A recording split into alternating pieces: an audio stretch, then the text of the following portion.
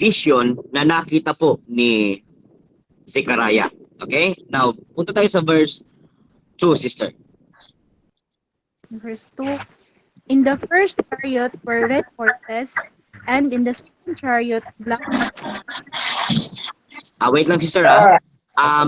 Pakicheck po ninyo yung inyo pong mic. Kung naka-on po, pwede pong pa-mute. Thank you so much. Pa-mute po ng inyo pong microphone. Para po, ang maririnig lang po natin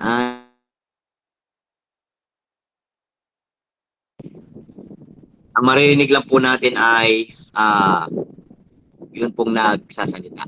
Okay? Sister Grace, pakipatuloy. Okay. Verse 2 po, ulit. Yes, sister, yes. And the first chariot, red horses, and in the second chariot, black horses. Okay.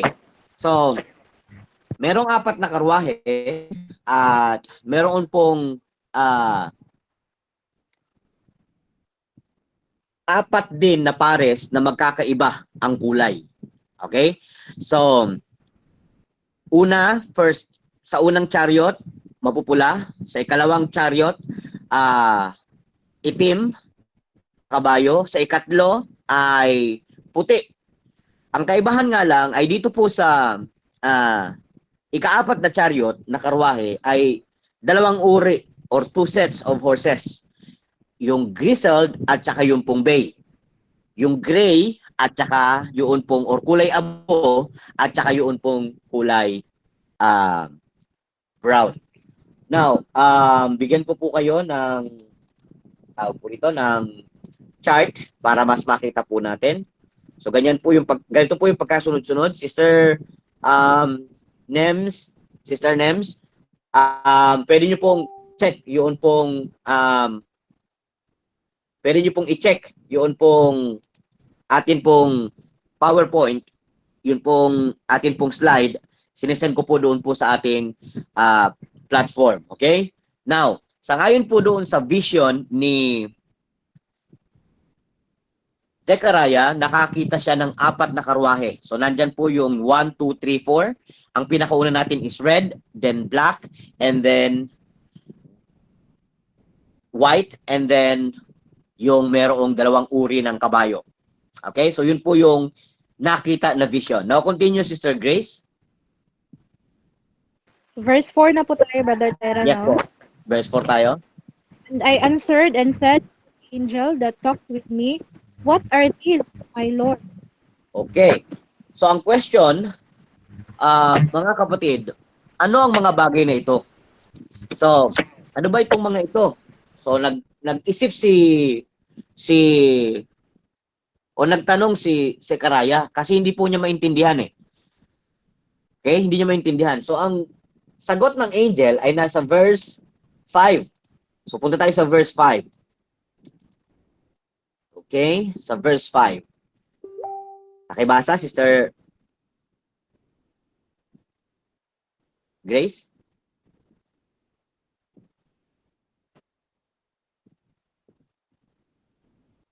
Muted ka, Sister Grace. Hello po. Okay, yan. Continue. Verse 5. And the angel answered and said unto me, these are the 4 spirits of the heavens, which go forth standing before the Lord of all the earth. Okay. So, ito palang 4 na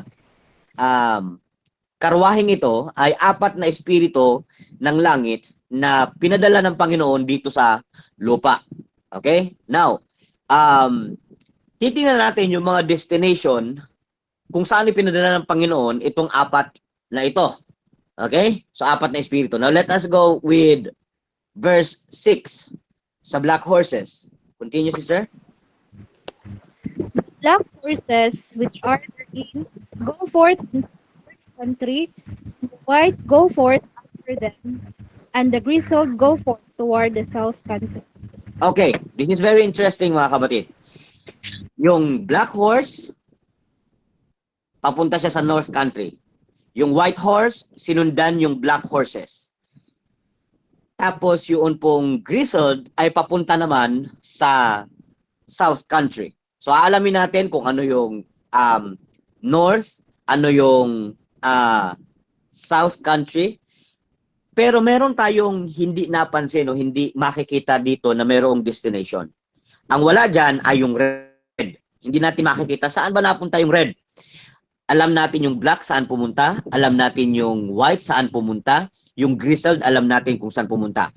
Walang sinabi patungkol sa red. Pero puntahan natin yung verse 7 para malaman naman natin kung saan gustong pumunta o saan inutusan ng Panginoon itong bay horse o saan nila gustong umikot. Sister Grace, verse 7. And the bay went forth and sought to go that they might walk to and fro from the earth. And he said, Get you hence, walk to and fro through the earth. So they walked to and fro through the earth. Okay. So nakita natin, mga kapatid, na ang bay horses, ang kanilang goal, mga kapatid, ay umikot sa buong mundo. Okay? So yun ang kanilang goal, umikot sa buong mundo. Now, may nangyari doon sa black horses at saka doon sa white horses. Merong, yung sa kanilang destination ay meron pong pangyayaring hindi maganda. Okay? May pangyayaring hindi maganda doon sa papuntang north, doon sa pumunta ng North Country. Now, punta tayo sa verse 8, sister, kung ano ang hindi magandang nangyari sa North Country. Pakibasa. Then cried he upon me and spake unto me, saying, Behold, these that go toward north country have quieted my spirit in the north country. Okay. So, ang nangyari po pala mga kapatid, dito po sa yung mga pumunta doon sa North Country, yung pong black horses at saka yung white horses, kasama ang kanilang chariot, ay pinatahimik ang espiritu ng Diyos doon. So mamaya, iintindihan natin, aalamin natin bakit pinatahimik yun pong espiritu ng Diyos doon po sa North Country. Okay? And this study will also show us bakit ang Seventh-day Adventist cannot be called Babylon. Okay? So ito pong study na ito ay magpapakita sa atin bakit ang Seventh-day Adventist ay hindi Babylon. Okay? So that is point to note. Now, una, mga kapatid, nating aalamin sa symbolism ay yun pong the mountains of brass. Okay? So, the mountains of brass, okay, the mountains of brass and the valley. So, anong ibig sabihin ng mountain at saka yun pong space between it? Okay? Ano po yung ibig sabihin ng mga ito? So, first, alamin natin kung ano po yung mountain. Tingnan mo natin kung ano po yung mountain.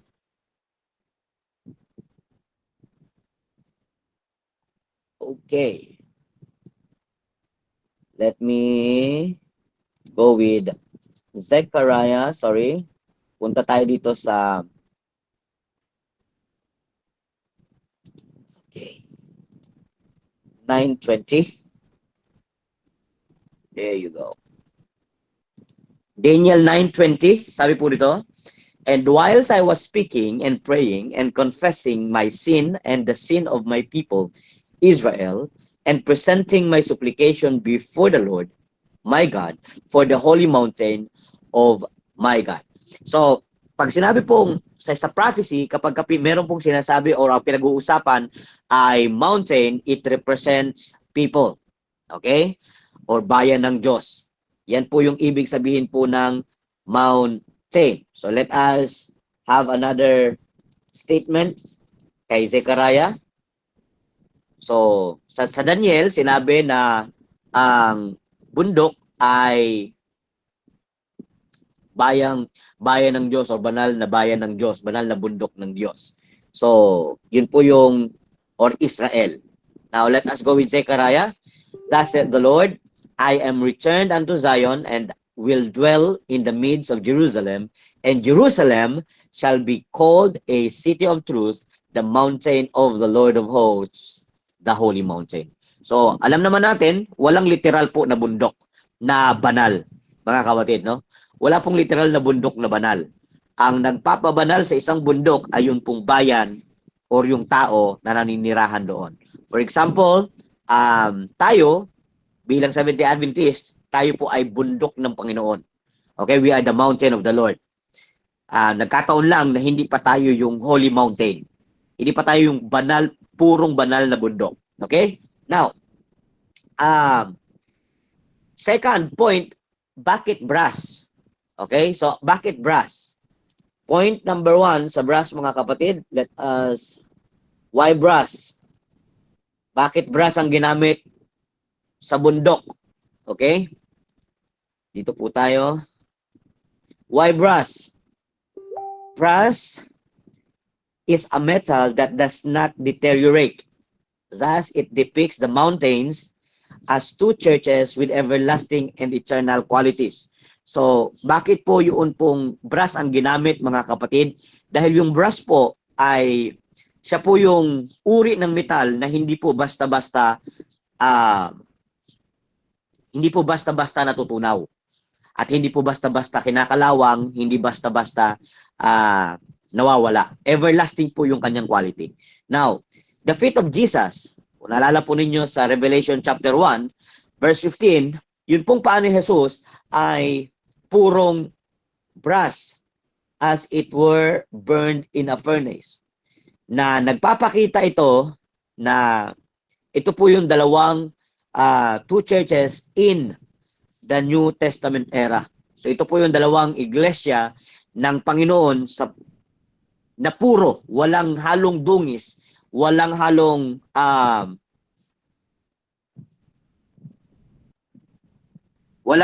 dungis at walang halong makasalanan.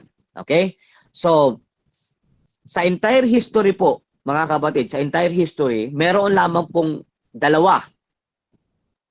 Meron lamang pong magiging dalawang uri ng tao o iglesia na walang halong dungis. Yung isa nangyari na at ang ikalawa ay mangyayari pa. So, again, dalawang beses lang magkakaroon ng dalisay na iglesia ang Panginoon. Yung isa nangyari na, yung isa mangyayari pa lang. Okay? Nangyari na, yung isa mangyayari pa lang. So saan po yan? That is the first Pentecost and yung pong second Pentecost. So yung first Pentecost, yung 120 disciples, wala pong halong dungis yun. Wala po silang halong makasalanan. There is no tears among them during that period. So the 120 are all weak. They will all for sure be saved. Pero bago magkaroon po noon, o bago po nagkaroon noon, sila po ay commingle. Halo po yun pong wheat and tares sa Jewish church. Pero nung sila ay maging mabuhusan ng banal na espiritu, sila po ay naging dalisay. Wala pong nako-convert na hindi po dalisay. Kasi pag pumasok sa Christian church, sa panahon ng mga disciples, mamamatay ang tao kapag hindi siya tapat. So, ganun po katindi ang kapangyarihan ng First Pentecost. Now, ang question, saan ba nanggagaling, saan ba kinukuha itong tanso? You will be amazed with this, mga kapatid. Saan kinukuha ang tanso? Dito tayo sa, let me just edit it. Masyadong malaki. There you go. Okay, dito po tayo. Paano po siya ine-extract o paano po tayo nagkakaroon ng brass? Brass is mainly an alloy that consists of copper with zinc added. Brasses can have varying amounts of zinc or other elements added.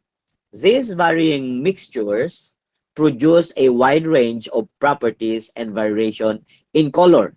Increased amounts of zinc provide the material with improved strength and ductility. So, dyan po, no, meron palang process para makuha yung pong brass. Okay? Meron pong proseso para makuha yun pong brass, mga kapatid. Now, as I mentioned, saan ba siya galing? Yun yung kailangan po nating alamin. Now, dito po tayo, ang brass ba ay natural na merong literal na brass o pinaproseso pa siya? Dito po ang brass ba ay mag-occur siya naturally? It is not the man-made brass that is under consideration.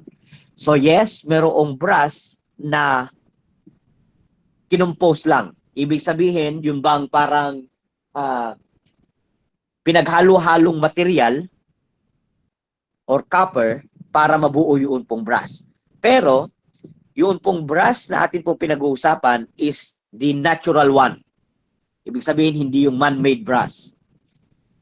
But specimens of natural occurring crystals of a copper-nickel alloy with a formula similar to what we know as brass. So ito pala ay meron pong natural na brass tayong talagang makikita. No, meron po talagang para doon. Okay? At meron talagang pinagkukuhanan nito. These specimens are also not common but are extremely rare and have only been found in a couple of localities in Siberia or Russia. Okay? Siberia, Russia. Now, mga kapatid, this is an interesting point. Ang brass na natural, mahirap hanapin. Pero yung brass na man-made, madalas nating nakikita. Meron po pala, sa nature po pala, merong man-made brass at merong natural brass. Okay? So yung natural brass, it is God-made. Diyos ang gumawa nito. Yung man-made brass ay tao naman po yung gumawa. At yun po ay pinaghalo-halo at ginawa po nilang, kumbaga, dumaan sa process, mga kapatid. Okay. So, next, dito po tayo sa Jeremiah chapter 6, mga kapatid. Sa Jeremiah chapter 6, pinapakita na meron din palang makasalanang brass. So hindi ito yung brass na mountain. Kasi yung brass na mountain, pure people yon. Ibig sabihin, dalisay na mga tao. Pero meron din pong brass na man-made. Ibig sabihin, hindi sa Diyos. Let us read. I have likened the daughter of Zion, that is the church, to a comely and delicate woman. A daughter of my people, gird thee with sackcloth. Sorry. O daughter of my people, gird thee with sackcloth, and wallow thyself in ashes. Make thee mourning. As for an only son, most bitter lamentation, for the spoiler shall suddenly come upon us. So this is a prophecy, mga kapatid, sa bayan ng Diyos, sa iglesia ng Diyos, na dadanas ng kahirapan, dadanas ng matinding karanasan. At kinakailangan nilang dalamhatian, yun yung mourning, magdadalamhati. Bakit po? Sa verse 28, ang sabi po ng inspiration, they are all grievous revolters. Ano daw po sila? Sila po ay mga rebelde. Walking with slanders. Magkakasama silang lumalakad kasama ng mga makasalanan. They are brass and iron. Tingnan po ninyo mga kapatid. Itong mga taong ito na mga revolters o mga rebelde o nagsisipag-aklas sa Panginoon ay tinatawag na brass and iron. They are all corrupters. So makikita natin mga kapatid na mayroong dalawang uri ng brass sa Biblia. Brass that came from the Lord and brass that is of sinners. Okay? So yan po yung dalawang uri ng brass. But since, mga kapatid, yung two mountains of brass is God's people, God's true people, that has an everlasting quality, this brass is actually came from the Lord. Okay? Now, let us continue and, okay, let me find, I am looking for a statement, where did the brass came from? Now, you will be amazed with this, mga kapatid. You will be amazed with this. Saan nakukuha yun pong brass? Let us read. Iron is taken out of the earth. So yung iron, galing sa lupa. And brass. Saan galing ang brass? Brass is molten out of the stone. So, makikita pala natin, yun pong brass galing sa bato. Okay? So, ang brass po pala ay kinuha mula sa bato. So, sino po yung bato? So, pamilya na tayo, hindi ko na siguro gagamitan ng passage. Mga kapatid, pinag-aralan natin last Friday. Yes, last Friday night, pinag-aralan po natin that we are lively stones. We should be lively stones. That is what our study last night, mga kapatid. No? So, we are lively stones. So, if you want to be part of the mountain of brass, kailangan natin maging lively stone dahil dyan po sa lively stones, dun po makukuha yun pong brass. Okay? So, dyan po galing sa bato yun pong brass. Okay. Now, ano naman yung between? Ano yung pagitan ng dalawang bundok? So, nakita po natin yung dalawang bundok. Let me just, Simon, come here for a while, son, please. Okay. Okay. This is 1 and then 2. Okay. So, meron po akong pinakita sa inyo na 1 and 2, the brass. Yung first brass is the first Pentecost. Charger of my phone. I think it's inside that bag. Yes, please. Because my phone is almost, there you go. Thank you, son. Thank you, son. Okay.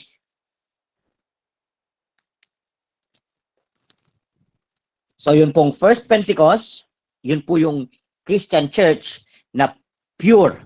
Okay? Yun po yung pinakaunang mountain. Ang ikalawa na mountain is yet future.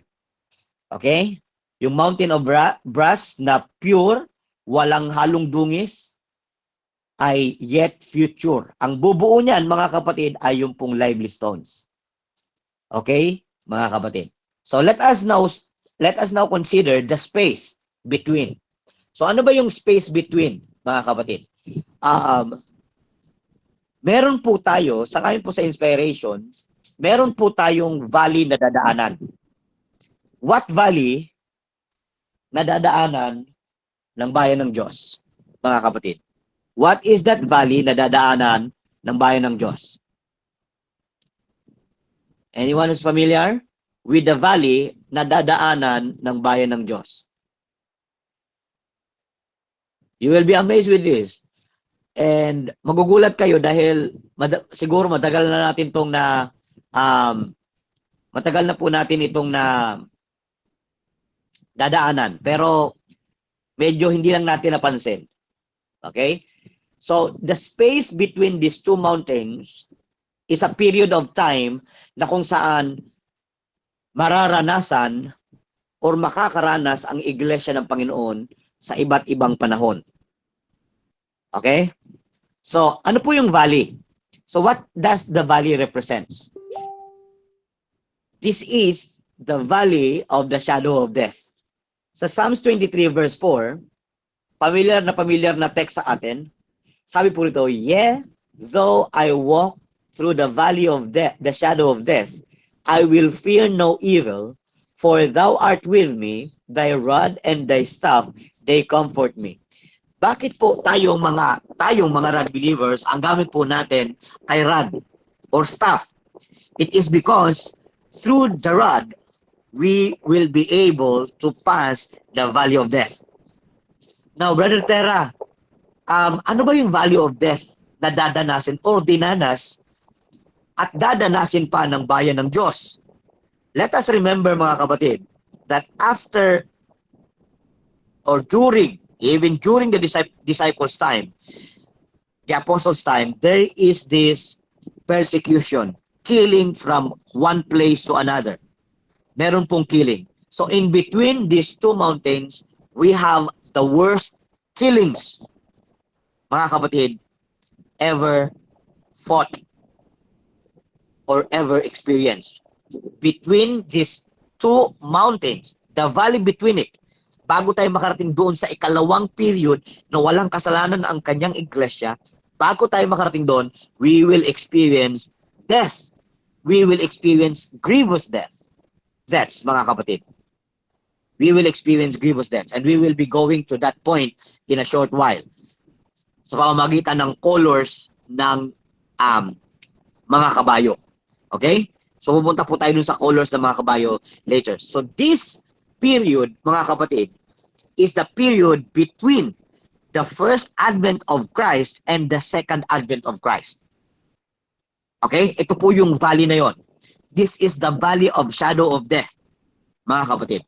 And only through the rod and his staff we can find comfort. Only through the rod and his staff can we find comfort, nothing else.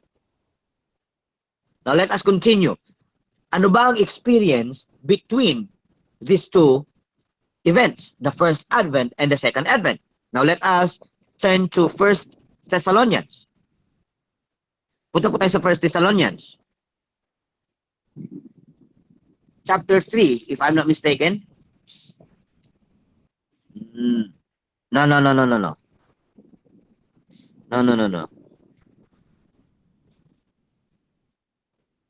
Wait lang po I'm looking for but of the times and seasons, brethren, ye have no need that I write for yourselves. Meron po akong hinahanap na statement just for a moment. Is it 1 Thessalonians or 2 Thessalonians? Okay, there you go. 2 Thessalonians, mga kapatid. Okay, sa 2 Thessalonians, ay meron pong there you go. Sa 2 Thessalonians, mga kapatid, ay meron pong eksaktong sinabi ang inspiration, ano ang mangyayari between the two events, the first advent and the second advent. Ito po yung some of the events. Sabi po rito, sa panahon ng Thessalonians, sa panahon ni Paul, marami ang nag-iisip, mga kapatid, sabi niya, gusto kong makita na ang Panginoon. At nagsasabi sila na darating na ang Panginoon during their time. Now, sabi ni Paul, mayroong prophecy si Paul. Sabi niya, now we beseech you, brethren, by the coming of our Lord Jesus Christ, and by our gathering together unto Him. So sinasabi ni Paul, may babala si Paul dahil marami nangangaral na si Jesus Christ, kumbaga sa panahong yun mga kapatid, sa panahon ng Thessalonica, marami nang nagta-time setting. Okay, hanggang ngayon may nagta-time setting di ba? So sa panahon pa ng Thessalonians, meron na nagta-time setting. Pero nagsabi si Paul, sorry, Simon, can you give me my mouse spray, please?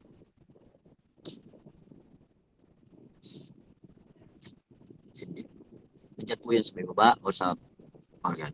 Excuse me for a while po mga kapatid.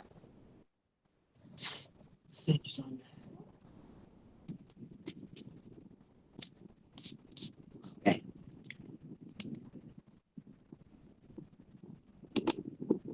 Now, sabi po rito, that ye be not soon shaken in mind.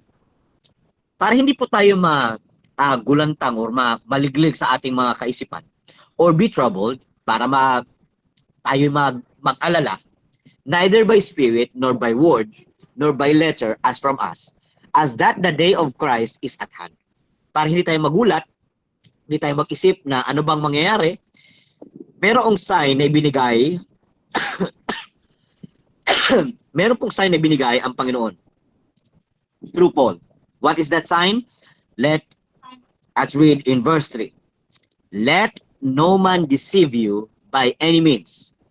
For that day, that is the second coming, shall not come, except there come a falling away first, and that that man of sin be revealed, the son of perdition. Now, I want to ask you, ano ang pagkakaalam ninyo patungkol po sa man of sin or the son of perdition? Who represents this man of sin and the son of perdition? Who represents it? Papacy. Papacy.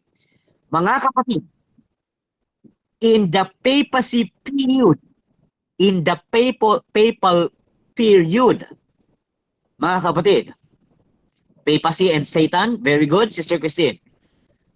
Papacy and Satan, because Satan will be revealed really, really soon. Now, first papacy, and then next will be Satan. Satan will be revealed as the man of sin or the son of perdition. He will soon have it, that title, mga kapatid. Now, bago pala mag-second coming of Christ, this is very interesting. Okay? This will be very interesting. Bago magkaroon ng second coming of Christ, we will suffer, we will experience, or God's people will experience this falling away. What is that falling away? That is, the man of sin will be revealed and the son of perdition. So we will experience the hand, or God's people will experience the hand of what? The experience of being persecuted and being killed through the leadings of the man of sin and the son of perdition. So these two events, or these actual events, mga kapatid, ay experience ng bayan ng Diyos from His first advent to His second advent. So yung pong pandaraya ni Satan na i-impersonate niya si Christ, mga kapatid, yung impersonate ni Satan si Jesus Christ will happen before the second coming of Christ. You see? So, yan po yung experience na maranasan po natin. So, the space between, mga kapatid, the space between the two mountains is the falling away. Okay? Falling away. Okay. So,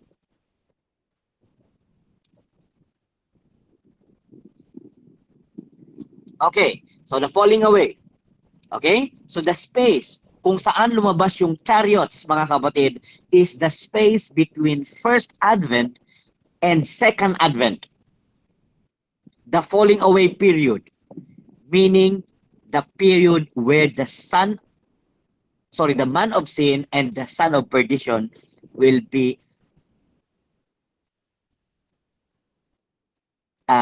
revealed. Okay? So yan po yung pong meaning ng space. And that is what we call the valley of death. Mga kapatid. Yan po yung valley of death. So we have different, in the Bible, mga kapatid, we have different valleys. Probably next time, pag-uusapan po natin yung different valleys recorded in the scripture. At yun pong atin pang mga mararanasan na valley of death. Marami pong valley of death in the scripture. Kung alam lang po natin, mga kapatid. So this is one of the valley of death na dapat po nating paghandaan dahil ito po ay nangyayari since the time of the apostles. Okay? And it will end until the second coming of Christ.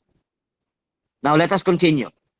So nakita na po natin that the space between the two mountains, two purified mountains, the first and the second Pentecost, is the falling away period, the valley of death, the period where papacy rules and Satan rules, and God's people being persecuted and being killed. Yan po yung between. Now, alamin natin kung ano naman yung chariot. What does the chariot means? Okay. Let us go with first horse and then let us go with chariot. So let us go with the chariot. Sorry, with the horse. Oh, sorry. Dito po tayo sa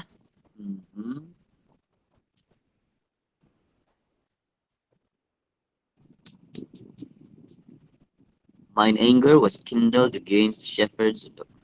Okay. Dito po tayo sa Zechariah chapter 10, verse 3. Zechariah 10 verse 3, sabi po dito, mine anger was kindled against the shepherds, and I punished the goats.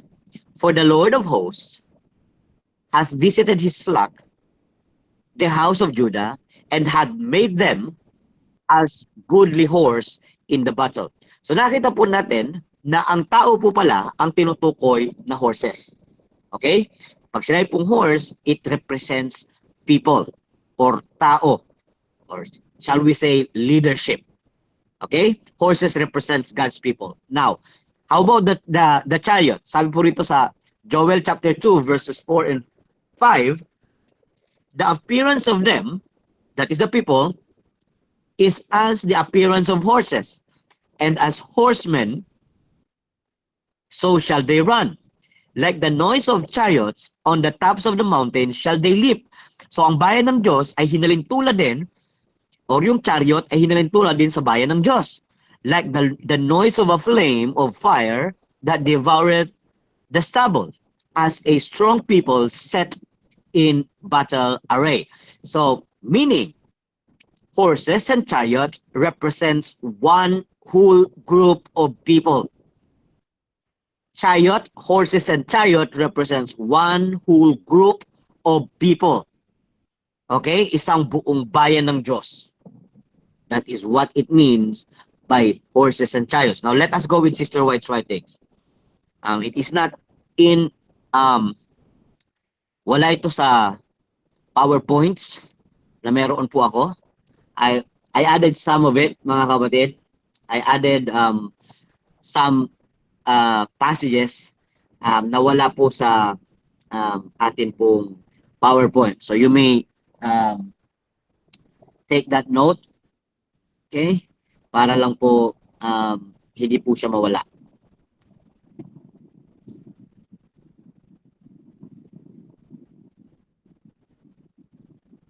Okay, dito tayo sa okay. Next. Dito muna tayo, gamitin ko po itong isa. There you go. Okay. Gamitin po natin itong nandito. Okay. Next passage, sabi po rito, and I will overthrow the throne of kingdoms, and I will destroy the strength of the kingdoms of the heathen, and I will overthrow the chariots and those that ride in them, and the horses and the riders shall come down, everyone by the sword of his brother. At thy, that is Haggai 2:22, at thy rebuke, O God of Jacob, both the chariot and horses are cast into the dead sleep. So hindi naman po literal, mga kapatid, na sasabihin natin na ang tinutukoy ng Panginoon dyan ay yun pong normal na chariot. Yan po ay tumutukoy sa kanyang paghihiganti or sa kanya pong sansala sa bayan ng Diyos, sa kanyang sariling bayan. Now, binasa natin itong Joel 2:5 kanina. Now, dito tayo sa Habakkuk 3:8. Sabi niya po rito, was the Lord displeased against the rivers? Was thine anger against the rivers? Was thy wrath against the sea? That thou didst ride upon thine horses and thy chariots of salvation? So nakita po natin that the chariots, mga kapatid, represents God's people whom He brought, whom He sends to bring salvation. So the chariot, mga kapatid, brings salvation. Okay? The chariot brings salvation. So, sino pa ba ang pinapadala niya? Mga kapatid, to bring salvation. And none other than His people. Okay? None other than His people. So, there is this chariot, horses and chariots of salvation. Who are they? That is God's people. Okay? So, bayan ng Diyos po ang ginagamit ng Panginoon to bring salvation. Mga kapatid.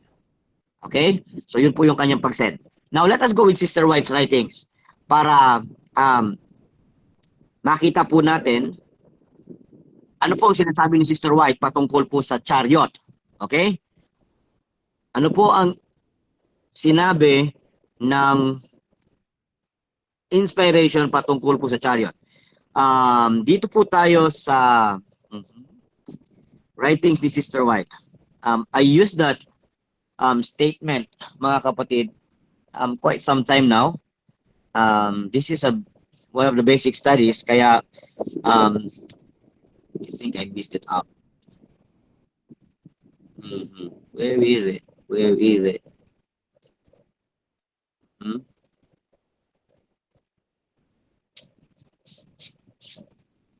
So, wait lang po mga kapatid. I'm trying to look at it now. Yun pong chariot. The statement is found in Review and Herald, kung hindi po ako nagkakamali. Okay, let me just find it. I think it's here. Let me see. Step on the brake. Sinabi ng step on the brake about the chariot. Ayan. Meron doon sinabi na step on the brake. I'm trying to locate the statement, mga kapatid. Okay.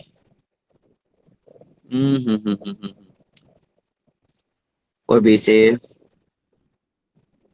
Ito mga kapatid, I'm trying to look for it. Wala po yun sa PowerPoint. Lahat ng PowerPoint ko po nandito ngayon ay wala po yung statement na yun. Kaya gusto ko pong mahanap. Okay? Yung pong statement na ginagamit ko patungkol po sa chariot na sinabi ni Sister White. Sister White make it really, really plain. Okay. Review and Herald. Ito po ba yan? If there are members of this union. There you go. There you go. Found it. Copy. Oh, copy. Review and Herald. Let us go with Review and Herald, mga kapatid. So we will see. There you go. Let us read. Sabi po rito. If there are members of the board. So sinabi po ni Sister White. Ito po yung statement ni Sister White, mga kapatid, ha? If there are members of the board who cannot see clearly what ought to be done to advance the work that other members of the board regard as essential, let all bow before God in prayer, asking Him to cure the evil disunion and make the right way clear. Now, mga kapatid, I want you to point this one carefully. Note this one carefully. Time is too short. Time is too short for anyone to put his foot on the brake so that the chariot of the Lord cannot move forward. Mga kapatid, the church, the chariot represents the church, the movement. If there is one who persists in putting his foot on the brake, let others say, we will now seek the Lord in prayer. Do not enter into controversy with the one who has set himself against the work that needs to be done. Take it all to the Lord in prayer. Mga kapatid, dito pinapakita sa atin that the movement has members and has board. Mayroon pong leaders. So yung pong leaders, mga kapatid, sometimes our leaders, o yung minsan yung ating mga leaders ay parang iniisip natin na nagpuput ng brake. Actually, this is the time of Sister White, na mayroong pumipigil sa gawain. Imbis na magpatuloy yung pong gawain ng chariot ng Panginoon ay tinatapakan yung brake. So, here we see the chariot, again, represents. The chariot represents the church. Okay? So I hope that one is clear to us now. Okay, now let's continue. Hmm.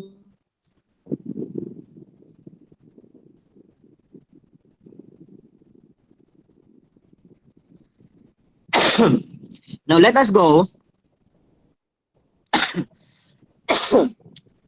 Since we are now clear that chariot represents God's people, tingnan naman natin kung ano-ano po yung ibig sabihin ng mga chariots na nandito na pinangungunahan ng iba't ibang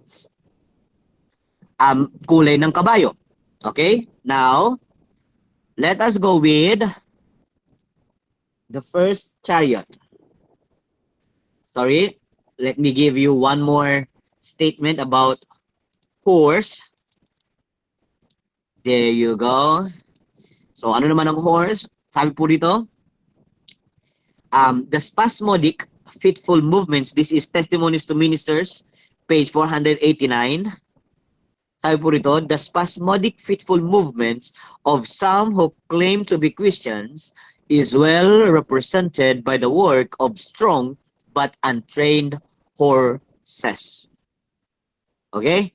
So, meron po palang uri ng mga kabayo, uri ng tao na hinalintulad sa mga malalakas pero hindi hinasa na kabayo. Alam niyo po ba kung ano ang ginagawa? This is very interesting mga kapatid. This is just a fact. Okay? Magbigay pa ako ng fact mga kapatid. Magbigay ako ng fact. Fact patungkol sa ano ang isa sa mga signs na ang kabayo ay untrained. Sino po ang makapagbigay sa akin yung pinaka-exact? Meron po akong hinahanap na word. Untrained horse na yung pinaka-exact na para makita natin na hindi talaga siya trained. Wild, okay? Yung parang laging very good. Hindi siya pwedeng sakyan ng bata. Very true. Hindi yan siya pwedeng sakyan ng bata. Pero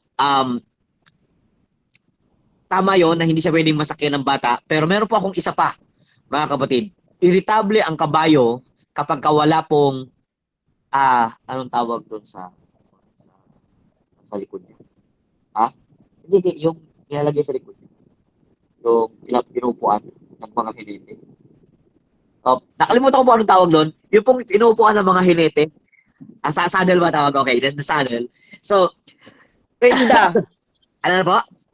Renda. Hindi po, yung pong inuupuan. Hindi po yung hawak. Yung renda kasi, yun po yung nagpapaliko, di ba? Yun yung nagpapaliko. So, pag ang kabayo po, kahit anong gawin po ninyo, kapag hindi po siya sanay sa saddle o yun pong patungan o yun pong upuan, pag hindi po sanay yung kabayo sa ganon, irritable po yan. So kapag sumakay ka sa kanya, hindi ka mananalo sa race. Kasi magkakaroon atras abante yan. Now, sabi po rito, ano ang gagawin niya kapag ka-untrained? Ano po ang ginagawa pag ka-untrained? Tingnan po ninyo. When one pulls forward, another pulls backward. So atras abante po pala mga kapatid. So kapag merong kabayo na parehong untrained, yung isa trained tapos yung isa untrained, ang mangyayari po, pupunta sila sa dalawang magkaibang direksyon.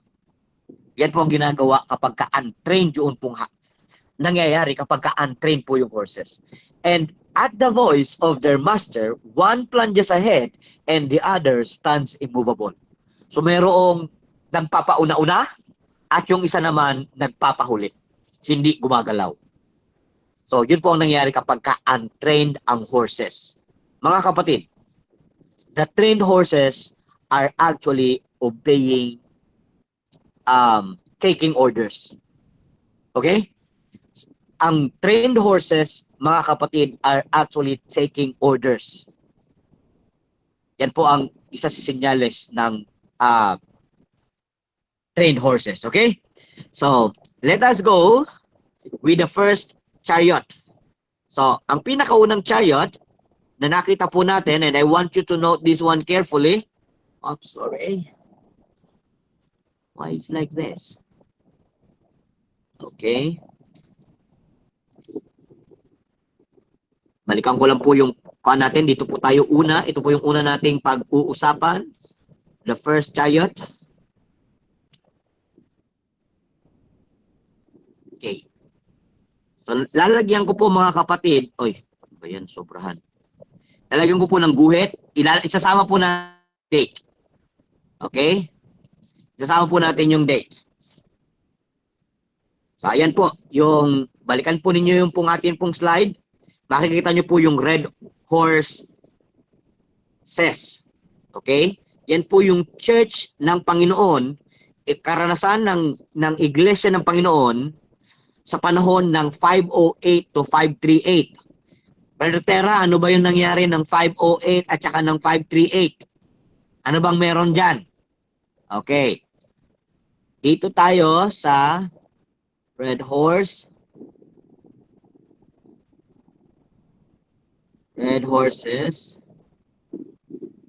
Okay.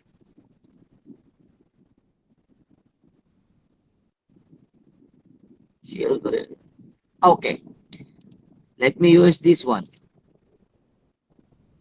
Let me use this one. By PowerPoint. Gumagamit po ako ng dalawang PowerPoint plus yun pong store knowledge po natin. Okay?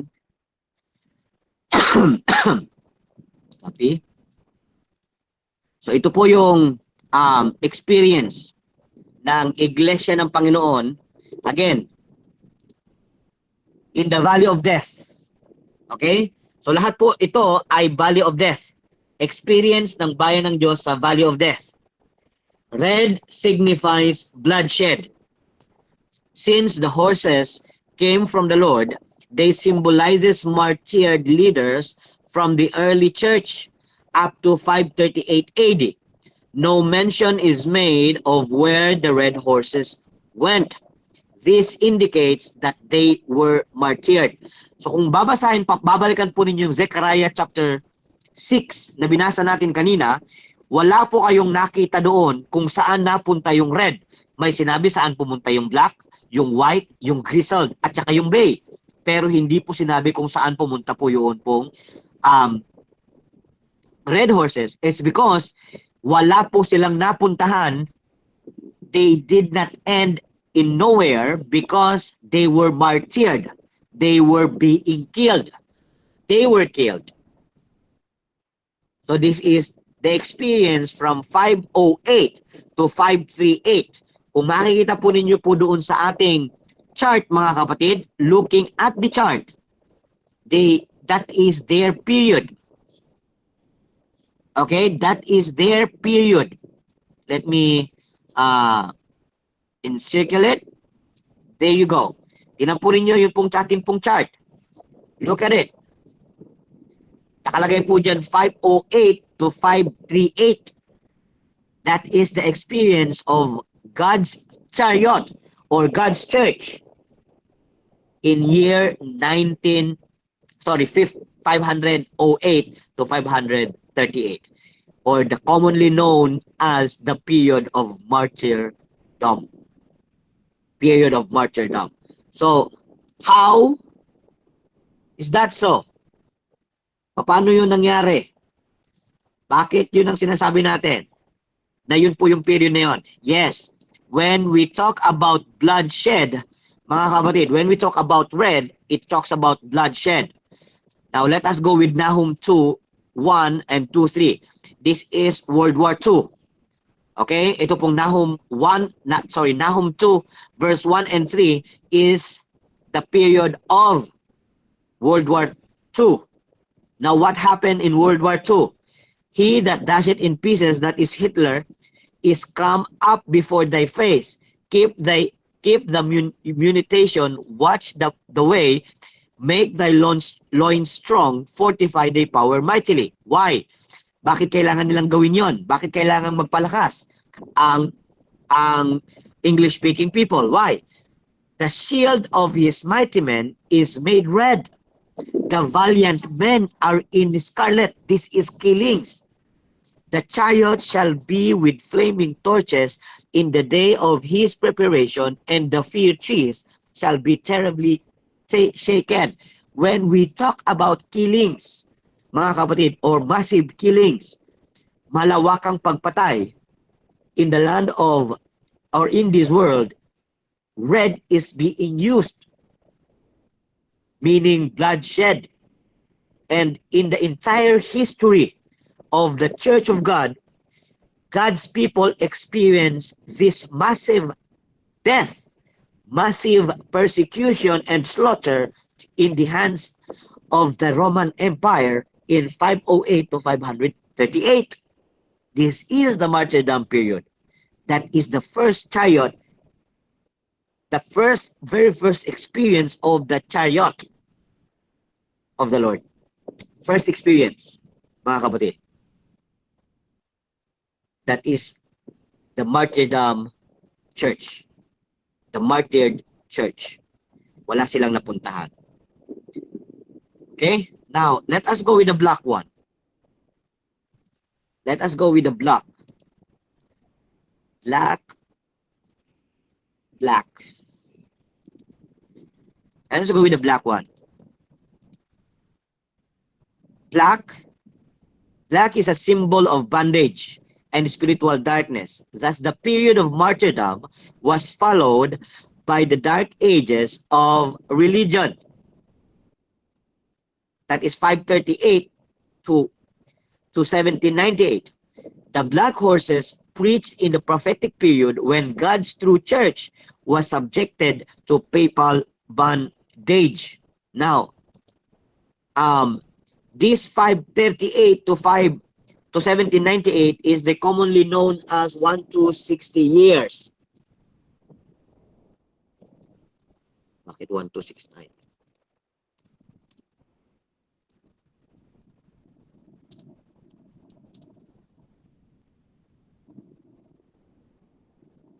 Okay.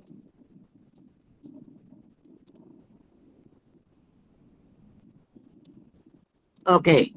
So, yung 1,206 years, 725, Daniel 7:25, mga kapatid, 1,260 years of spiritual bondage is the experience of the black horses. Mabilis. Okay po? It is the experience of the black horses. The black chariot with the black horses. That is around, okay, let me put another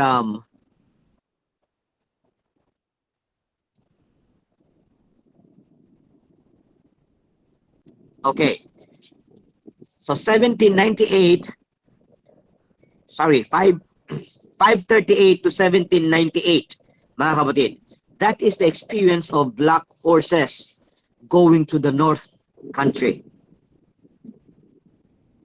So this is the dark ages, mga kapatid, when there is no religion, there is no freedom of religion. This is 1,260 years of spiritual bondage. The experience of God's church under papal power. Okay? So, bawal kang magkaroon ng Biblia, bawal kang magkaroon ng sarili mong relihiyon. Kailangan nyo lang sumunod sa utos ng papacy. Okay? So, that is very interesting. Now, tandaan natin na papunta sila ng North Country. Mamaya, alamin natin, ano yung North Country, Brother Tera? Ba't doon sila pumunta? Sunod na tayo doon po sa white horses. Sa white horses naman, mga kapatid, of course, in the history, so ginagamit po natin ang history, mga kapatid. Ang history naman na meron pong white horses is the period when there was liberty. Period when the church was given liberty to be organized. So white signifies liberty, showing a free church carrying its message after the dark ages. of 1798, this could only be the Millerite movement. Okay? So after Dark Ages, mga kapatid, here comes the Millerite movement presenting to the world the timely truth for their time. That is the 2,300 years prophecy or cleansing, sanctuary doctrine. Okay? So, the Millerite movement came into being who are free, mga kapatid. They are free. Okay? Tingnan ko lang po kung tama po yung akin. Meron po akong gustong idagdag dyan sa fact na yan.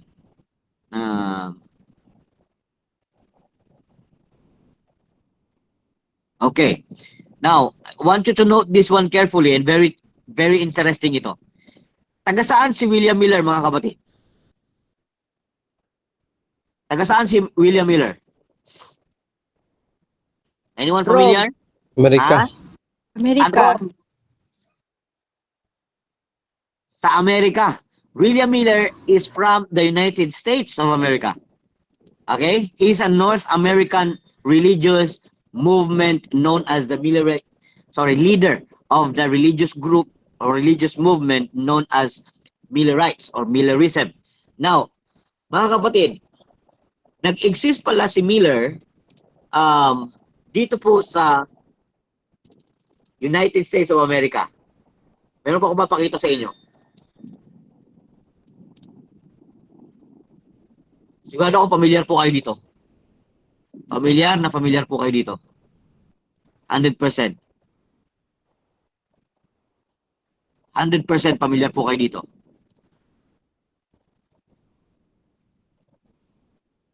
Very good. Yan po ninyo. Sino po nakakalala niyan? Ano po yan?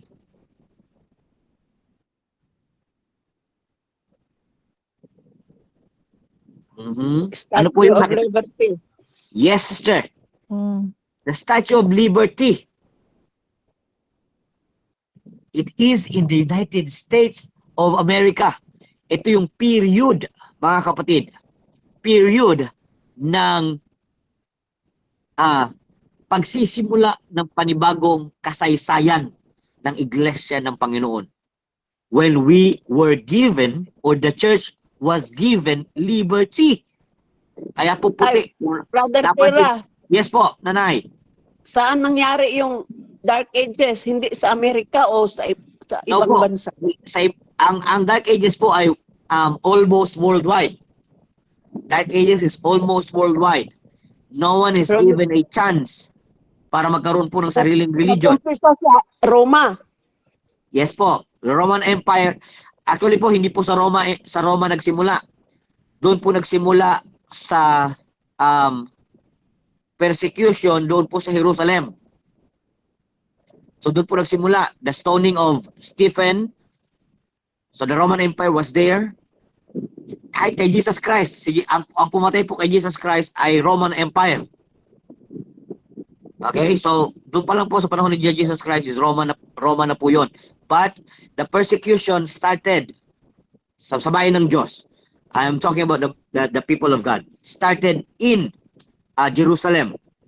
Okay, so yun po yung 70 AD nang sila po ay pinaalis doon po sa kuan. But Dark Ages,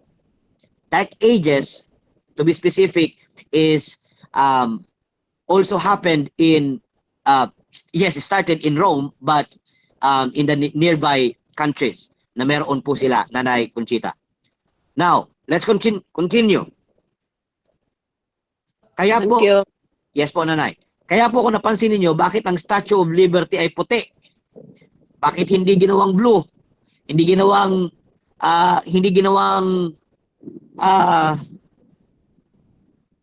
black or something? Because white is a symbol of liberation. Okay? Now, let us go with the next chariot.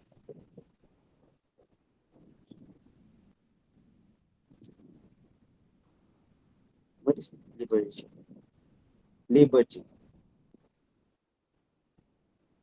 Now, let us go with um, the next one. Okay. Now, since nakita na po natin kung ano po yung dalawang experience, tatlong experience ng Iglesia ng Panginoon between the two mountains or doon sa falling away period, sa period ng Roman Empire at the world under Satan, mga kapatid, since nandito na tayo sa period or tapos na tayo sa period ni Miller, we can now conclude that the next period will actually be our church, the Seventh-day Adventist Church. Kasi after Millerite movement, mga kapatid, we will now enter to the movement of God, the Seventh-day Adventist. So, dyan tayo papasok. Now, let us go first doon sa North Country. Ano ba ang nangyari or bakit kaya, mga kapatid, pumunta sa North Country yun pong black and white horses? Why? So, tingnan po natin yung chart para mapakita po natin the chart. Okay. So, dito po tayo. Ito po yung aking pong pinupoint. There you go. Okay. So, natakpan po yung natakpan po yung tawag diyan. North Country. Dapat po hindi matakpan yung North Country para makikita po ninyo yung akin pong pinupoint. Okay. So both the black and the white chariot, pumunta po sila doon sa North Country. Okay? Sang-ayon po sa verse 6. Tama ba? Verse 6 po ba natin nabasa yun pong pagpunta sa North Country? The black horse, yes, verse 6, the black horses which are therein go forth in the North Country, and the white go forth after them. So, yun pong ating chart ay nagpapakita na yun pong dalawang church, dalawang movement ng Panginoon during Dark Ages and freedom of religion go their way to the North Country. Now, what is the North Country? What does it mean by North Country? Okay, punta po tayo sa history ng Jerusalem sa panahon ng mga Israelita. Sa panahon ng mga Israelita, mga kapatid, ang North Country or northern part of Jerusalem is Babylon. Let us read. Ezekiel 26 verse 7. For thus said the Lord God, behold, I will bring upon Tyrus Nebuchadnezzar. So, nakita po natin yung Tyrus Nebuchadnezzar. So, si King Nebuchadnezzar ay mayroong kumpletong pangalan.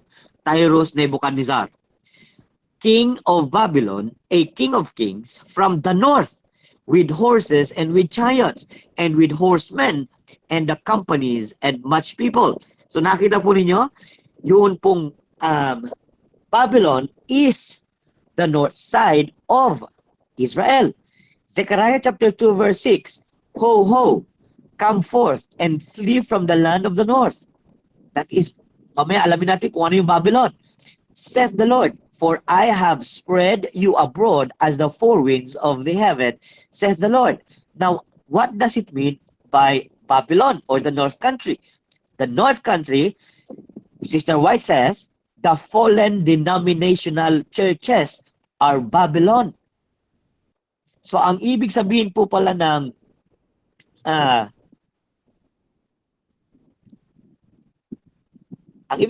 Babylon is the fallen denominational churches. So bakit gano, Brother Tera, bakit tinawag silang fallen denominational churches? Okay? Now let us go with this one. There you let me. Okay. Dito ba po tayo? Dagdagan natin yan. Kulang po yung nakalagay dyan.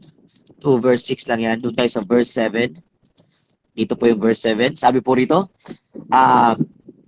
Zechariah 2 verse 6, Deliver thyself, O Zion, that dwellest with the daughter of Babylon. So, nakita po natin that Babylon is actually the northern part of Jerusalem. Now, antitypical Babylon, though, represents the fallen denominational churches. So, ano yung fallen denominational churches? Bigyan niyo po ako ng, kung familiar tayo sa fallen denominational churches. Pag sinabing fallen denominational churches, sino po ang tinutukoy dyan? Kasi yun daw po yung Babylon ngayon. Mga Sunday-keeping people. Very good. All Sunday-keeping people, mga kapatid, again, all Sunday-keeping people is, sister. Very good.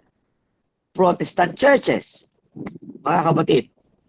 First, Catholics, primarily, number one, and then the Protestants. So, we have all in all, mga kapatid, the fallen denominational churches is the Protestants. But note, mga kapatid, note this one carefully. Note this one carefully. Catholics is not part, mga kapatid. Catholic is not part of the chariot. Okay? The Catholic cannot be part of one of the chariots. Mga kapatid. Okay? So, I want you to clear this one. Okay, mga kapatid? I-clear po natin ito. Para po makita po natin. Black horses represents Protestants. Okay? White horses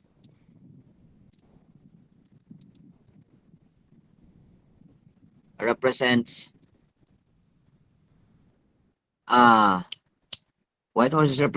Millerite. Okay. So, tandaan po natin ito, mga kapatid, ha.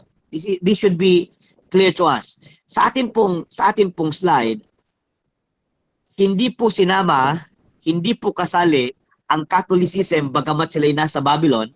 Hindi po kasama yung Catholicism, mga kapatid, doon po sa black chariot.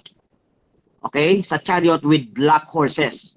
Hindi po kasama ang Catholic doon. Okay? Ang nandoon lang po, ayun pong pine-persecute ng papal power, ng papacy, which is Catholicism. Okay? So, Protestants against Catholics during that time. So, the black horses represents the Protestants and none with the Catholics. Okay? So, that is a point to note, mga kapatid. Just to make things clear with us. Now, with white horses, though, we have Brother Tera, yes po. si Miller, nagbantay yun ng Sabat? No po. Sunday keeper po si Miller. Okay, thank you. Yes po. Okay. Now, both chariot, mga kapatid, the Protestants and the Millerites, mga kapatid, both of them are actually in Babylon. They are hallowing on the first day, mga kapatid, of the week. Now, let me ask you, papaano nasabi na Tira, they are Cesar. fallen? Yes po. Yes po, kuya.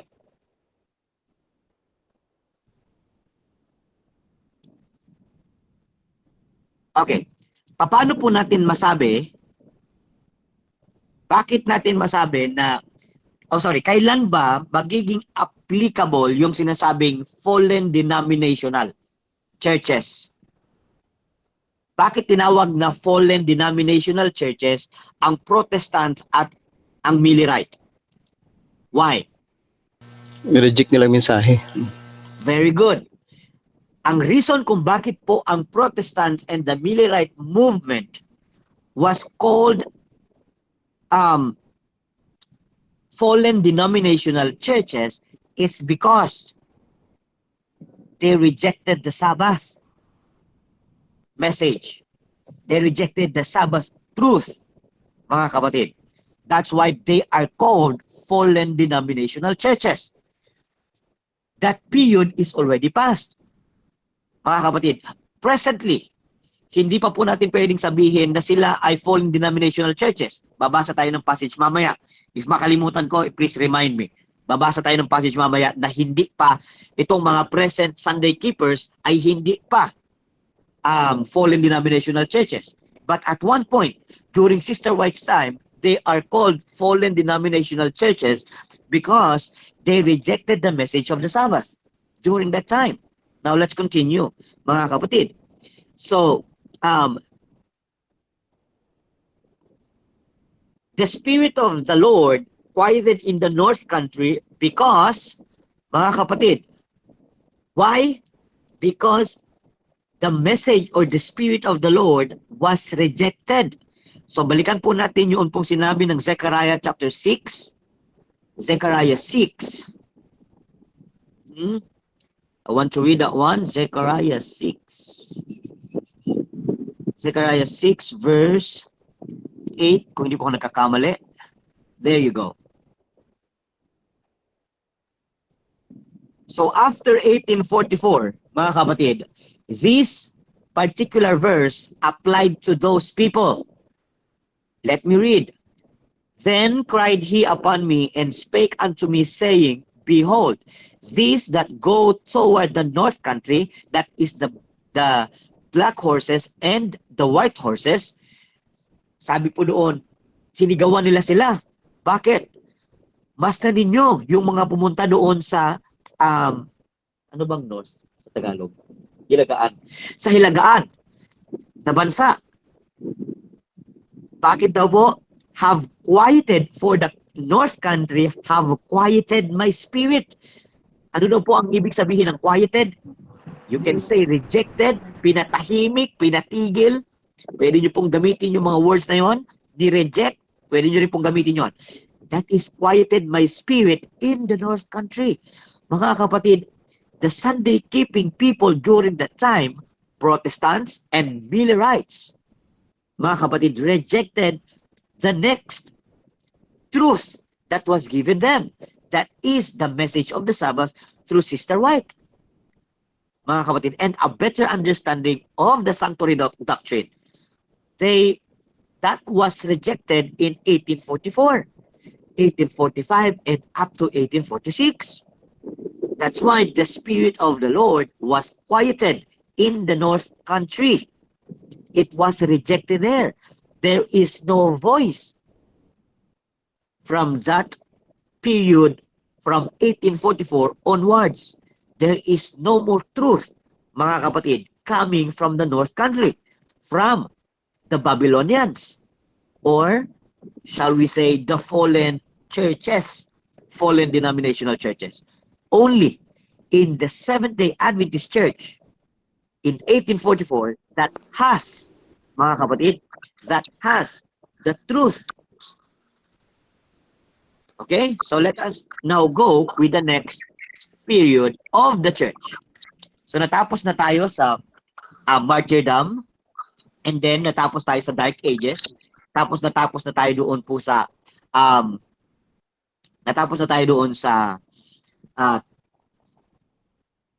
liberty. Okay? At pagkatapos ng liberty, nasobrahan po sa liberty ang tao. Okay? So alam natin yung history, nasobrahan sa liberty ang tao. Anong nangyari after religious of liberty, mga kapatid?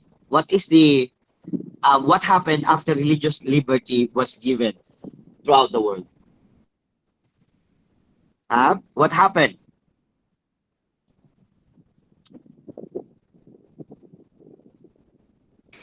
They have all the freedom to choose They have freedom. and do Kaya anything.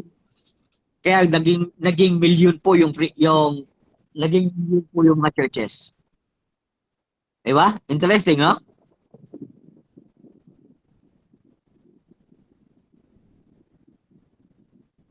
Thank you Kuya Mix for the statement. Okay? You may read the rejection of the second angel's message, mga kapatid. Okay? Now, this is very interesting, mga kapatid. Nagkaroon ng liberty ang tao magkaroon ng kanya-kanyang sariling relihiyon. But God preserved one chariot after having his chariot, the Millerite movement. After the Millerite movement, here comes the Seventh-day Adventist movement. The Laodicean church. The Laodicean church. Okay, let me... What's this one? So, but this one though, this last chariot though, or the next chariot though, is different from all other chariots. Bakit magkaiba? Mga kapatid, sa red chariot, 2 kabayo lang umihila. One set of horses sa isang chariot doon sa red, doon sa red, black, and white. Isa-isa lang. Isang set of horses lang. Pero dito, mga kapatid, sa Seventh-day Adventist Church ay hinihila siya ng 2 magkaibang leader o magkaibang horses. Now let us read Testimonies to Ministers, page 46. This talks about God's church, the Seventh-day Adventist Church. Let us read. Sabi ng inspiration, while the Lord brings into the church those who are truly converted. Anong ginagawa naman ni Satan? Satan, at the same time, brings persons who are not converted into its fellowship. While Christ is sowing the good seed, Satan is sowing the tares. There are 2 opposing influences continually exerted in the members of the church. One influence is working for the purification of the church, and the other for the corrupting of the people of God. So, mga kapatid, sang-ayon po sa atin pong binabasa, okay? Sang-ayon po sa atin pong binabasa, na sa loob ng iglesia ay composed ng 2 uri ng impluensya. Nasa sa atin na lang kung sino ang susundin natin. Doon sa nagnanais na ang iglesia ay madalisay o doon sa nagpapalugmok, corrupt, dumudungis ng bayan ng Diyos. 2 bagay lang. 2 impluensya lang. Hindi 3, hindi 4. 2 lang, mga kapatid. 2 sets of horses. Now, grizzled, and bay. Now, alin sa dalawa ang for purification?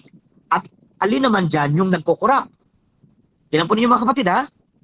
Sister Nemsi, to be particular with, and other those brethren who have not yet read this one, this should be a lesson.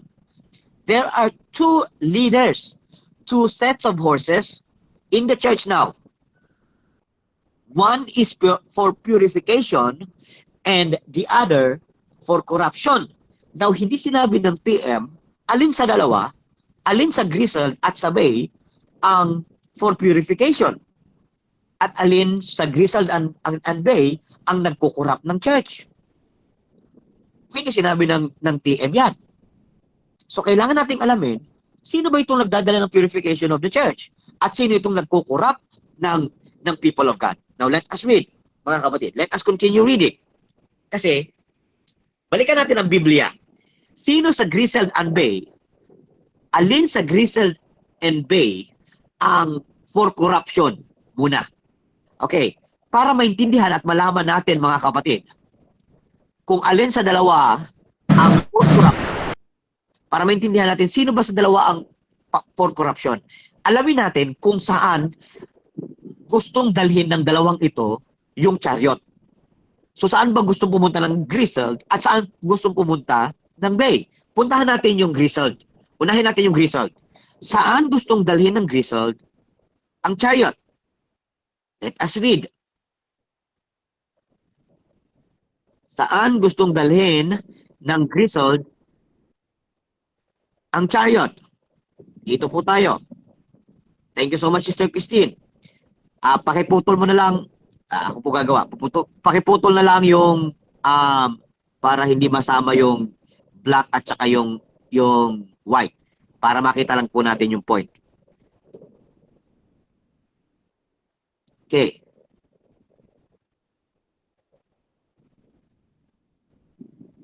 Okay. So point.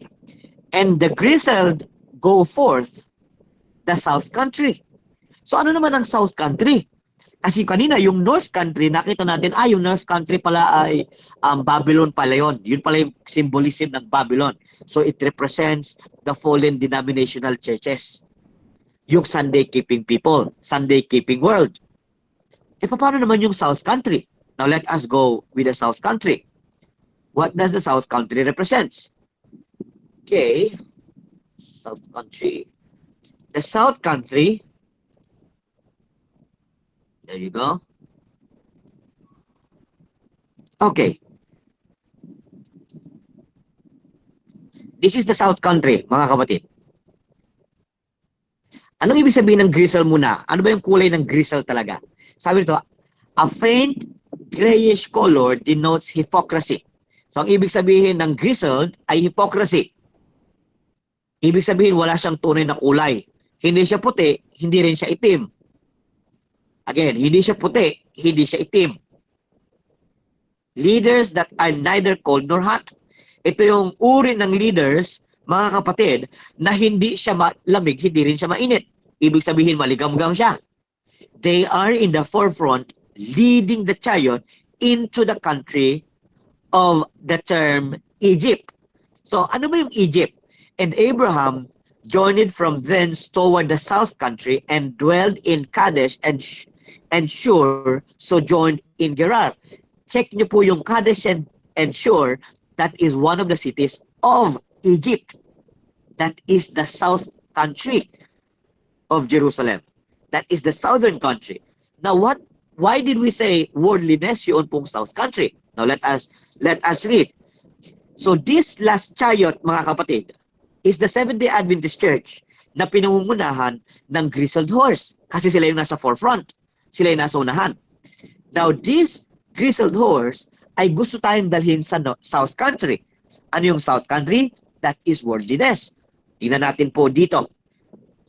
Totoo ba, Brother Tera, na dadalhin tayo? May magdadala sa atin papunta sa sa South Country? Let us read. Let us read.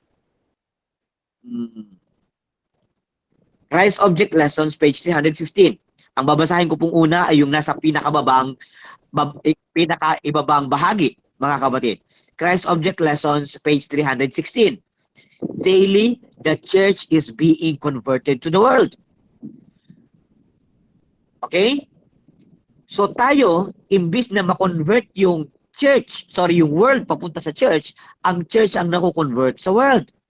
Sa Testimonies to Ministers, page 86, ang sabi, the conviction is gaining ground in the world that the Seventh-day Adventists are giving the trumpet an uncertain sound.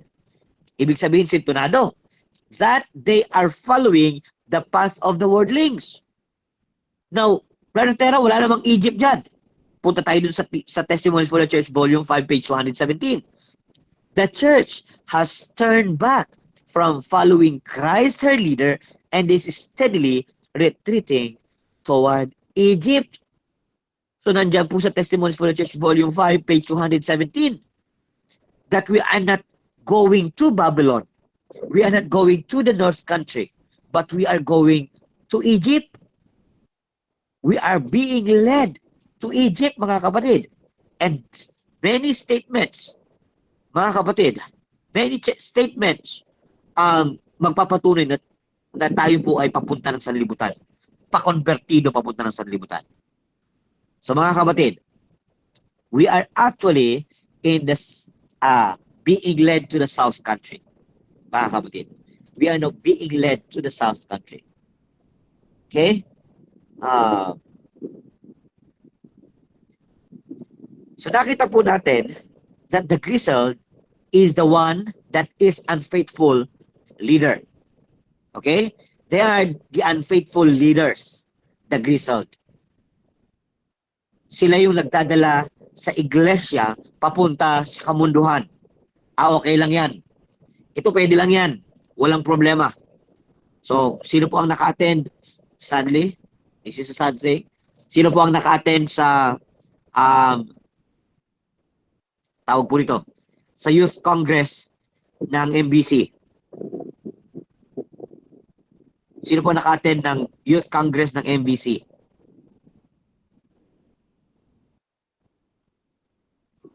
Kami po. Ako. Ako, Sister Grace Lynn. Sister Grace. Okay, Sister Hannah? Oh, okay. Sister Nems din. So okay. Now, I have a question. Actually, meron pa akong kapitbahay dito na graduate po diyan po sa MBC. Nandito po siya, kapitbahay namin. Sabi ko, sumasali ka ba sa Youth Congress? Sabi niya, oh, bro. No, sa MBC, nagbabiyahe kami diyan malayo, galing kaming Iligan.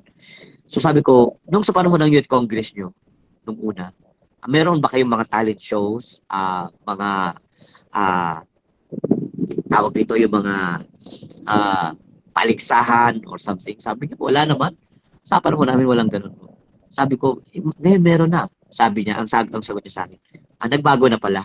Nag-iba na pala yung parang hindi na maganda yan kasi sumusunod na tayo sa mundo. So sabi ko, yes. And what happened in MBC is one sure thing, that we are following in the footsteps of the world, mga kapatid. And it's not happy to know it. It's not happy to know it.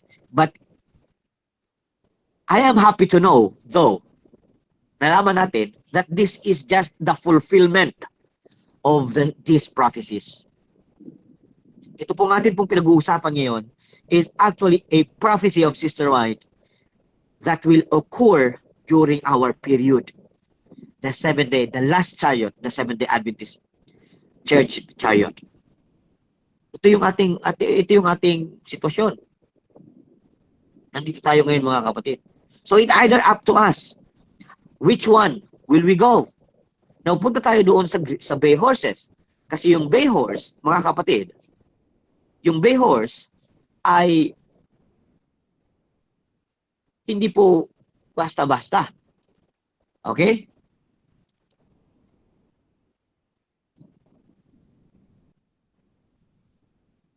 Okay. I was also Okay. Now, dito po tayo sa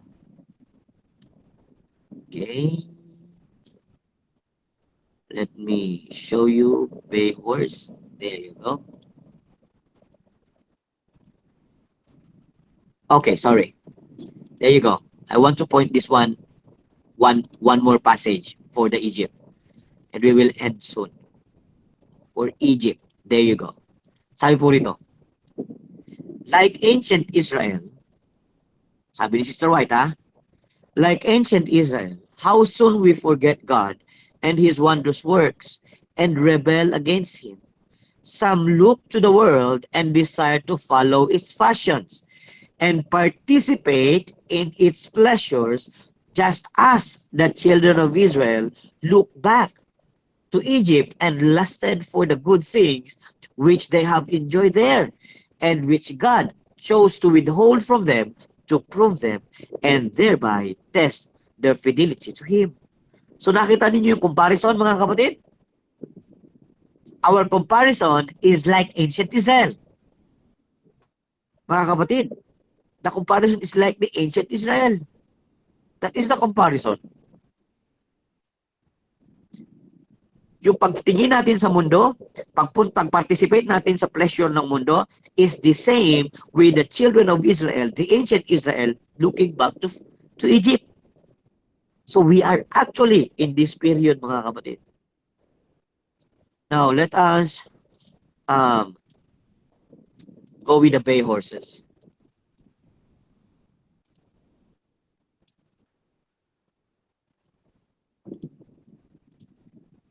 The bay horses denote strength, a second class of leaders chosen by God to finish His work. Revelation 7:4 and Revelation 14:1 to 5 is that talks about the 144,000. Though not in the forefront, they are seeking to lead the chariot to and fro through the earth to finish the work. Mga kapatid, this these horses is actually these horses is actually in the near future, these bay horses. But and this is for sister Nemsi's for Sister Nemsi's sake, mga kapatid.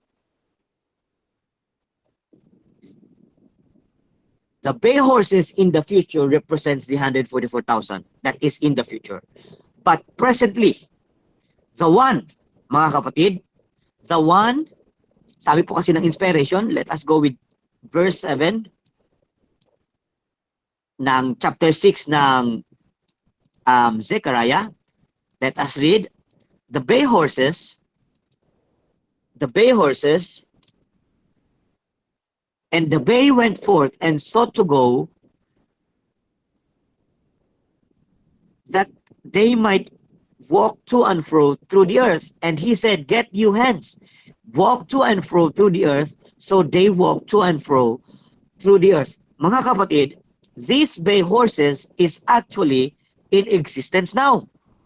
Okay, let me go back to our chart. Tingnan natin sa chart, mga kapatid.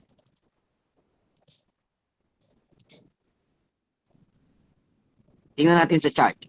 And other associations, just to mention, yung iba natin mga kapatiran, ang tinuturo nila na itong bay horses ay hindi pa nag-exist now. Okay, but I want to clear that thing now, mga kapatid. Okay? Doon sa matagal na mga naniniwala sa mensaheng ito, sa matagal na mga rad believers, gusto ko pong linawin itong maigi sa atin. Some think that the bay horses is just yet future. So ang iniisip natin, future lang yan, mga kapatid. So yun lang iniisip natin, that the bay horses represents the 144,000. Yes, that is true. Nothing wrong with that. Those are the horses in the near future. But, mga kapatid, here is what, and Sister MC, I will be using a rod statement. Yun pong pinaniwalaan natin na mensahe ngayon. Yun pong tawag po ito, anong nagtawag yan? Naghanay? What is hanay in Tagalog, mga kapatid? No. Ano po yung naghanay sa Tagalog? Please help me. Yung hanay lang po naalala ko sa Tagalog eh. Nag-organize. In English ko yung mix. Nag-organize. Naglatag. My wife said naglatag. So, ito siya po yung nag-interpret nito.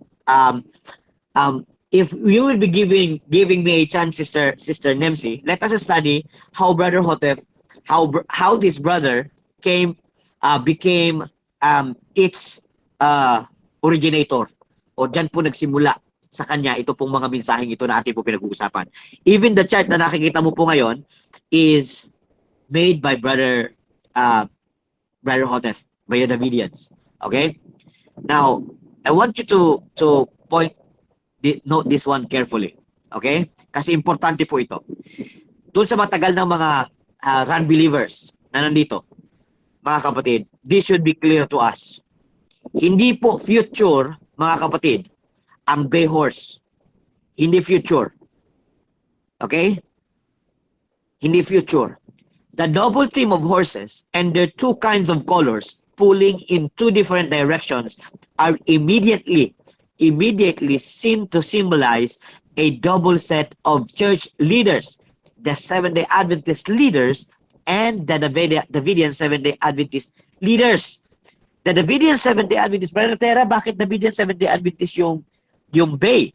Remember, na meron tayong, para maintindihan natin at makuha natin yung two sets of leadership, alamin natin kung saan tayo dinadala ng dalawa. Okay? Now, Grizzled wants to go to Egypt for leading the chariot to Egypt. So, in other words, to corrupt. Tama ba? C-O-R-R-U-P-T. The DSDA though,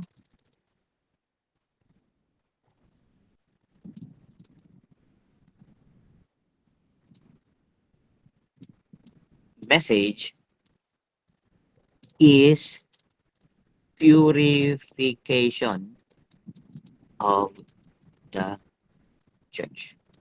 Okay. So point na dapat po nating tandaan mga kapatid. Ang Davidian's message, yung message po natin, is to purify the church.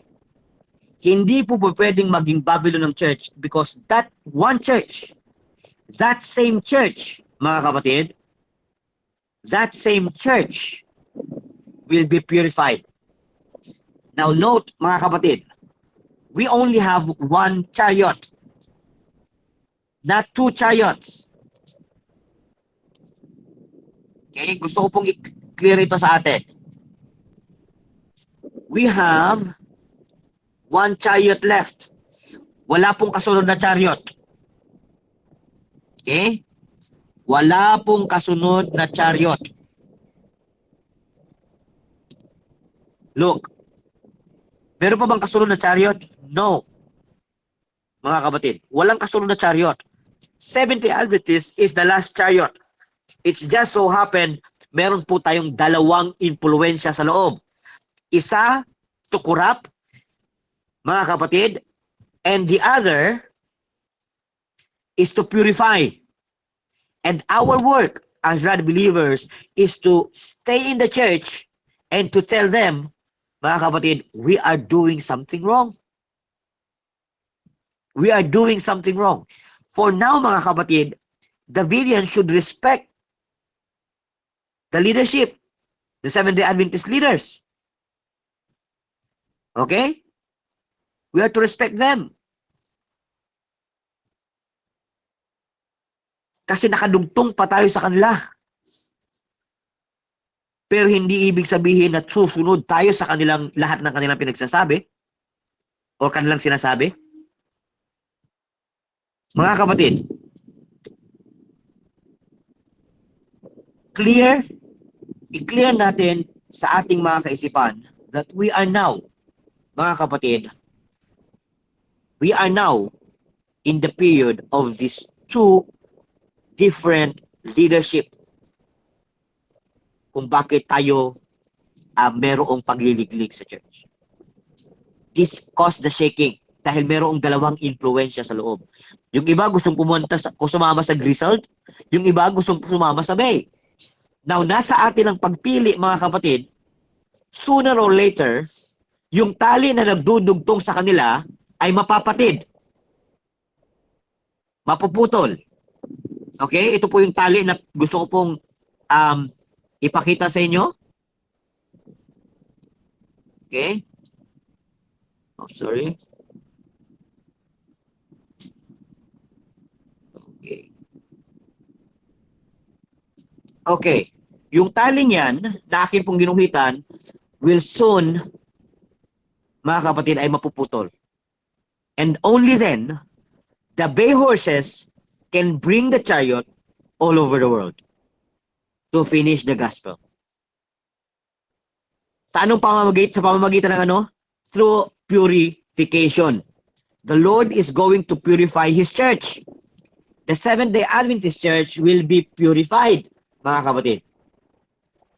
The church will soon to be purified. And hindi po natin yan maaaring, mga kapatid, hindi natin yan maaaring talikuran.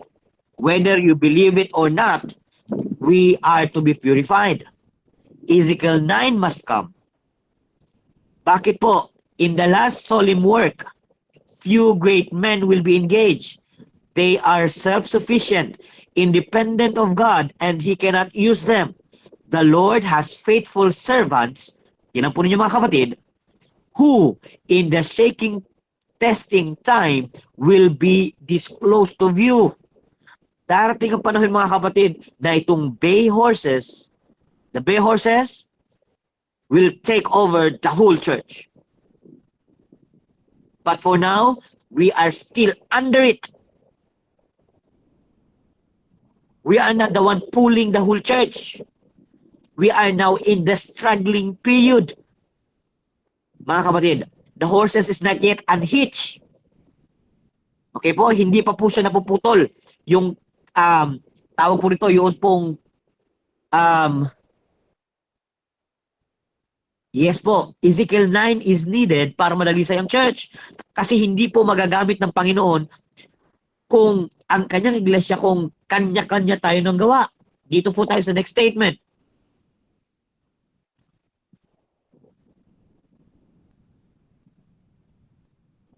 Okay. Verse 82. So, sorry, page 82 ng Testimonies for the Church, Volume 5. Copy, paste. Read. Let's read. The call to this great and solemn work was presented to men of learning and position. Had this been little in their own eyes and trustful in the Lord, He would have honored them with bearing His standard in triumph to the victory. So meron pong ibinigay ng Panginoon, sana, na mag-lead. Pero ano pong ginawa nila? But they separated from God, yielded to the influence of the world, and the Lord rejected them. Mga kapatid, there will be people in the church, leader and members, who will be rejected by the Lord because they rejected knowledge. They rejected His biddings. They rejected the message. And soon, mga kapatid, they will also be rejected by the Lord. This is a sad thing, mga kapatid. This is a sad thing for His people. But this must come to pass. This should happen, mga kapatid. This should happen. Now, how will the Lord purify the church? It's Ezekiel 9, Sister Christine said. Now, Testimonies for the Church, Volume 1, page 198. Angels keep a faithful record of every man's work, and as judgment passes upon the house of God. Again, this talks about the judgment in the church. The sentence of each is recorded by his name. And what? And the angel is commissioned to spare not the unfaithful servants. Yun pong grizzled horses, and those who will follow the grizzled ones will be cut down. But to cut them down at the time of slaughter. There will be a slaughter that will happen in the church, mga kapatid. In the church. This is not outside the church. This is in God's church, as the statement mentioned. So mga kapatid, in our study this afternoon, and I hope dun sa mga dati na, ay merong nadagdag sa atin na hindi natin pwedeng sabihin that the bay horses only applies to 144,000. It also applies to the message we are bringing now, we as a people. But not all of us though will be part of the 144,000. Hindi lahat tayo ay magiging 144,000. Sad to say, some of us might be like Judas. Some of us might be like Ananias and Sapphira, mga kapatid. Though bringing good tidings, yet we are not living up to the word that is given us, and we will end up being slaughtered as well. So it doesn't mean that this doesn't mean na we who are bearing the message of purification to the church is automatic tayong ligtas. Mga kapatid, this is now how it says. Say, we just know which message we should follow. Mga kapatid. So, mga kapatid, tayo po sana ay makakita ng next na or maabutan natin yun pong next na Pentecost. The prophecy reveals God's church in New Testament era or era, starting from its early state of purity, that is the Pentecostal power, the first Pentecost, followed by its falling away into darkness and apostasy during martyrdom, dark ages, and finally its restoration as a purified church in the latter days. Now, mga kapatid, the bay horse with a chariot, okay? The bay horse with a chariot will be the brass mountain. Okay? Note po natin ito, mga kapatid. Note po natin ito. Okay. These bay horses and the chariot and the brass mountain, there you go. So yung pagka nawala na po yung grizzled horses, yung pong tares, yung pong bad fish, doon sa church, mga kapatid, that is the time that we will now have the second Pentecostal power. That is the period of the 144,000, mga kapatid. So, ito po yung history and prophecy. Sa history, okay, sorry, wrong. 120 and 144,000.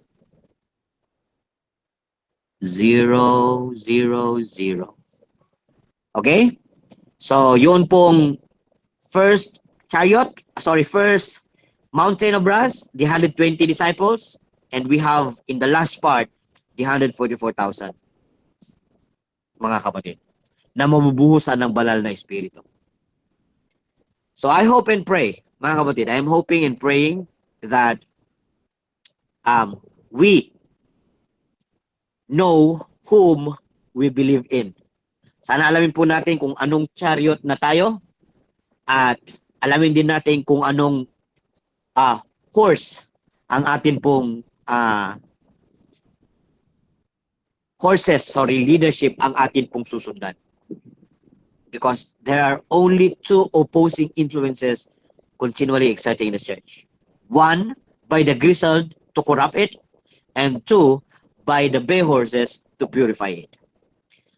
Two leadership, two sets of horses pulling the chariot today. In one chariot, two leadership are therein. Mga kapatid, one chariot for corruption, one horse, one set of horses for corruption, the other for purification. So nasa sa atin po, mga kapatid, alin ang gusto natin? Nasa atin ang pagpili, saan ba natin gustong sumunod, ano ang ating susundin, dahil ito po ay atin pong responsibility. Hindi na po ito responsibility ng kung sino-sino. Nakasalalay po ang atin pong kaligtasan sa ating pagkakaalam ng mga bagay na ito. Now, Brother Terra, maaaring magtanong tayo, Gaano ka nakakatiyak na itong Zechariah 6 ay para sa atin? Okay? Bakit? Gaano ka nakakasigurado, no? Na ito ay para sa atin. So, let me post one passage, last passage for this afternoon na pwede po natin magamit, and we will go with our question and answer and additional thoughts na gusto po ninyong i-share. 5:21 your time. Wait lang po ha. Okay.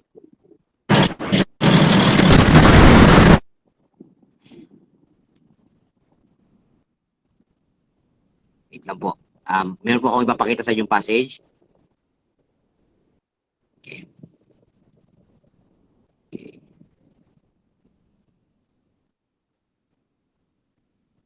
Wait lang ha.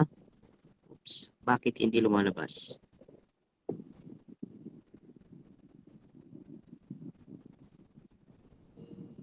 Wait lang po ha. Kasi hindi po lumalabas dito. Hindi ko po yata na-download dun po sa aking phone.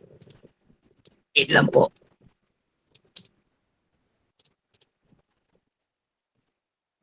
Oh, sorry. Dito tayo. Okay. Kasi, para mapatunayan natin na hindi lang po ito applicable sa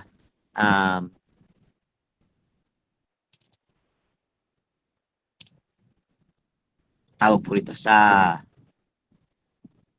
kanila noon. At hindi po talaga nagsasalita at hindi po naintindihan yan ni Zechariah himself. Okay? So, hindi po niya fully understand yan. Sa atin na po yan. Okay? Wait lang po. Kasi gusto ko pong maipakita sa inyo yung passage na ito. Hindi siya nag-appear. Why? Meron po kasi isang passage ako naalala na ginagamit patungkol po dito sa chariots. I cannot find it now. Dito tayo sa isang yes, mami? Patungkol sa commentary kinote ni Sister White yung Zechariah chapter 8. Zechariah chapter 6, 1 to 8. Binasa niya yun doon, tapos meron siya sa bandang babang commentary. So, meron akong gusto ko makita yon, pero I will check that out later. Meron sa Zechariah 6. First chariot.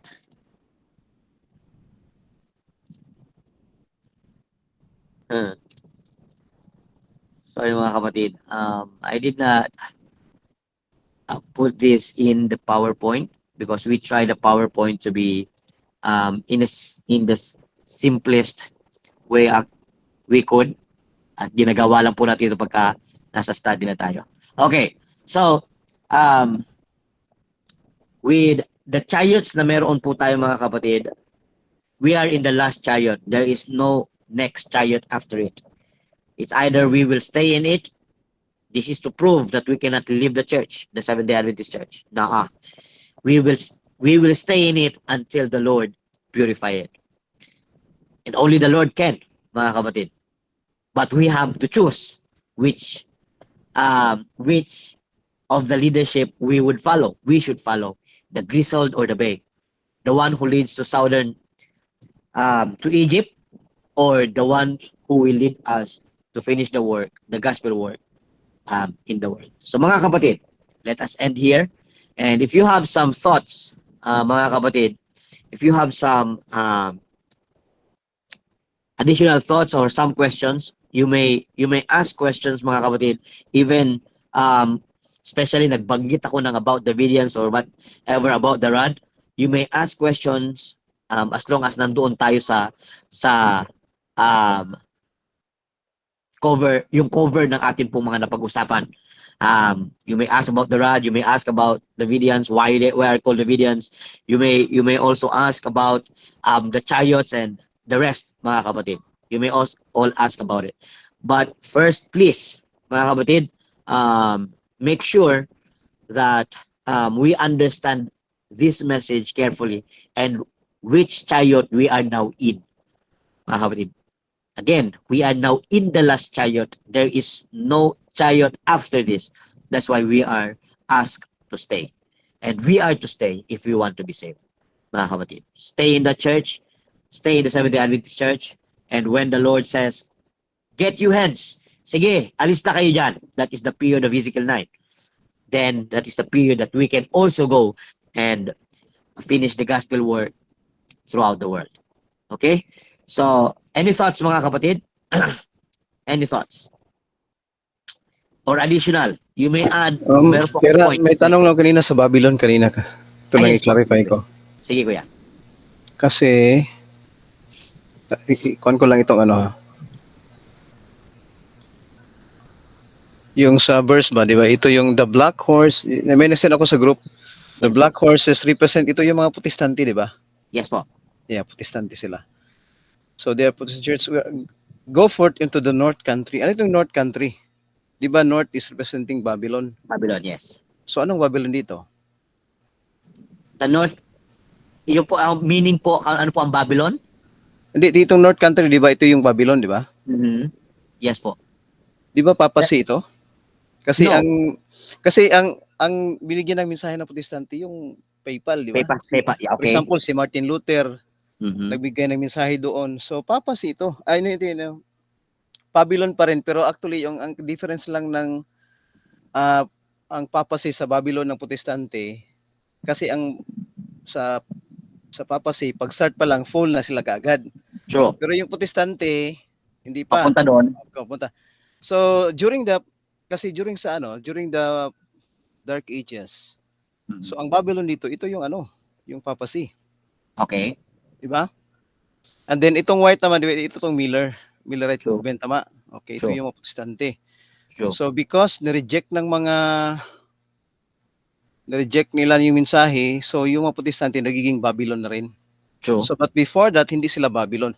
So ito lang, may dalawang dalawa lang itong, kasi the Babylon here represent the spiritual Babylon. True. The Okay. first is papacy, second is the Protestant kasi na-reject nila. Yun lang yung ko. Okay. So let me let me clarify this one. Okay, let us go back with this chart. Okay. Thank you for that very wonderful thought. Yes. Tama po na meron pong the Catholicism is Babylon. But let us consider this one. Okay, let me post this one. Oh, no, not this one. Not this one. Sitting. Ano yun ko lang po yung sitting, mga kapatid. Teka, may dagdag pa lang. Sige, kuya. Dagdag lang ha sa Babylon. Kasi sinabi dito sa statement na na-post mo dito, it not refers to Roman Church alone. Kung intindihin mo yan, kasali yung Roman Church. Diba? Again Sinabi po. Saan po Kasi- banda? Teka mo, nahanapin ko lang yung na-post mo dito. Sige po. Sa taas dito yung may statement dito na sinasabi na the fallen, hanapin ko lang. All na-post denominational churches? may na-post ka kanina. Yung word na it does, hanapin ko lang yun. Saan na yun?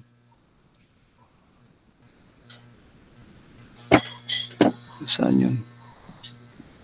May na-post ka dito. Sa black po yata yun. Sa black horses po yata yun. Sa black yun, no? Parang black horses po yata yun. Black at saka white. Kay Ellen G. White yun na statement na, North country. parang hanapin ko lang. Lang. Ito pala. Nag-post. Great Controversy chapter 21. Na-post pala ni Sister Christine. Ito lang, balik ko lang ha. Sige po. Ito ba yung pinopost niya since Ito the sa message follows the warning of the judgment. This is talking about, no? This is Yes. talking about the Babylon, okay? True. It must be given in the last days. Therefore, it cannot refer to Roman Church alone. Ibig sabihin, kasali yung Roman Church. Kung intindihin mo itong sentence na ito, it True. cannot refer to Roman Church alone, but the church has been in fallen condition for many centuries. Okay. That is the point. Kasali pa rin siya. Yeah, yun lang. Very true. I will not disagree with it. Okay po. Again, what is the point that I am making? With the statement, yung pong statement na sinabi niya, yung sinabi po niya, and the Spirit of the Lord quieted in the north country. It does not refers to, yung pong point na sinabing, the Spirit of the Lord is quieted in the north country does not mean that includes Catholicism. Why? Remember that the Spirit represents the black and the white horses. Remember na itong four spirits, mga kapatid, came from the Lord. At sila'y lumabas. Una, yung red horses, wala silang pinapuntahan. So that is what first spirit of the Lord. Second spirit of the Lord, the black horses pumunta sa north country. The third spirit is the white horses pumunta sa north country. And the Spirit of the Lord quieted in the north country, meaning both the black and the white was or rejected the next message after them. So yung pong quieted the spirit in the north country refers not to the whole Babylon but to the fallen denominational churches, that is the black horse and the white horse. So yun pong tinutukoy po doon na quieted the spirit in the north country, representing God's withdrawal of His spirit doon sa north country, which is His spirit representing the black horse and the white horse. So that is just the point po, yung po akin pong binibigay. Now, dito naman po sa Roman Church alone, yes, I fully agree with this, that Babylon represents all Sunday keeping people. And not just that, to make sure na naintindihan po natin what composes Babylon is that everyone, mga kapatid, everyone that is what? Everyone that is under the control of Satan. Now let us go with this one. Let me post a seating. Okay. Okay, let me post this. Tira. I'm not saying na ang Katoy kasali dun sa black horse. No, I'm not saying that. Thank you so Hindi much. po, hindi po yung kasali. Amen. Kasi sinabi doon ng black, papunta sila sa north. Sure. Diba sa north? Ang gusto ko lang malaman, ang north, di ba yung Babylon? Mhm. Doon sila nabilang mensahe. True. Very Yung true. quiet in the spirit, yung doon sa yung sa mga protestante na kasi nireject Amen. nila eh. Yun Amen. po. Amen. Thank you so much, Mix. Now let me show you this one. Okay. Dito tayo. Okay. Let me ask, mga kapatid. Okay, let me ask you. This should be an interesting point to us. Meron pong 3 seatings ang babae. Okay? Meron pong 3 seatings ang babae. Okay. 1, 2, sorry. Thank you so much, Kuya Migs, by the way, for making this point clear. Okay. Okay. Sa Revelation 17 po, pag binasa po natin yung Revelation 17, meron po siyang 3 pag-upo. Okay? Ang 3 pag-upo po niya ay waters, many waters, pagkatapos on the heads, and on the beast. Now, yung sitting on the heads is yet future. Sitting on the beast is yet future. Dalawa po yung sitting na yet future.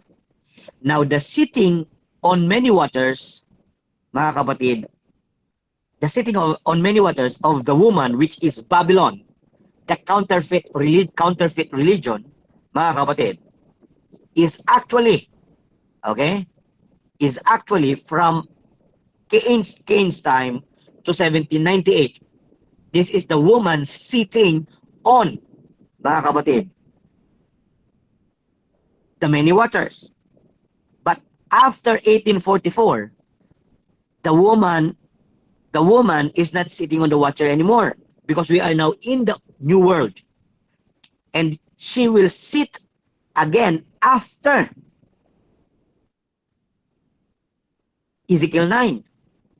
Pagkatapos ang church ay ma-purified, mga kapatid, doon lang ulit uupo ang babae. Saan? Sa many heads. So, the point that I'm making is that Babylon is not just representing, if we will talk about Babylon, not just representing Roman Empire. That is very true. That is not just talking about, we are not talking about the religious groups, Sunday keeping people, but everyone that is not found in the Church of God. They are part of Babylon, especially in 1844. But today, sabi ng inspiration, marami pa tayong kapatid na nandoon sa Protestants, marami sa Catholics, marami pa doon sa iba't ibang religion, even sa Muslim countries. Muslims, mga kapatid, ay marami pa tayong kapatid na hindi pa natatawagan. And soon, they will join this church, the Seventh-day Adventist Church, if the church becomes purified. So, the point is, mga kapatid, Babylon is just Roman Empire is just part of Babylon. Bahagi lang siya ng Babylon. So is with the Protestants, Millerites, mga kapatid, Rizalians, they are just part of Babylon. But today, we cannot just say, itong mga Protestants presently ay, kuha na sila. Sila na yung Babylon yan. So hindi pa po mga kapatid. I will be posting a passage regarding the matter. So Babylon actually is counterfeit religion. Okay? So yun po yung ibig sabihin ng Babylon. Sa kada panahon, katulad ng Church ng Panginoon, ang Church ng Panginoon, nagbabago-bago siya kada panahon. Okay? Nag-i-evolve siya. Sa panahon ni Adam and Eve, Eve represents the church. Satan represents the snake. Okay? Babylon represents the snake. Siya yung false religion. Now, with Cain and Abel, si Cain at saka si Abel, si Cain ang kumakatawan sa Babylon at si Abel naman ang true Church of God. So, ganun po yung sistema, sequence ng event. Now, here comes Abraham, the true church, and Isaac and Jacob. Sila po yung true church. At ang counterfeit ay yung mga nasa labas ng kanilang poder. Next, here comes the Jewish church.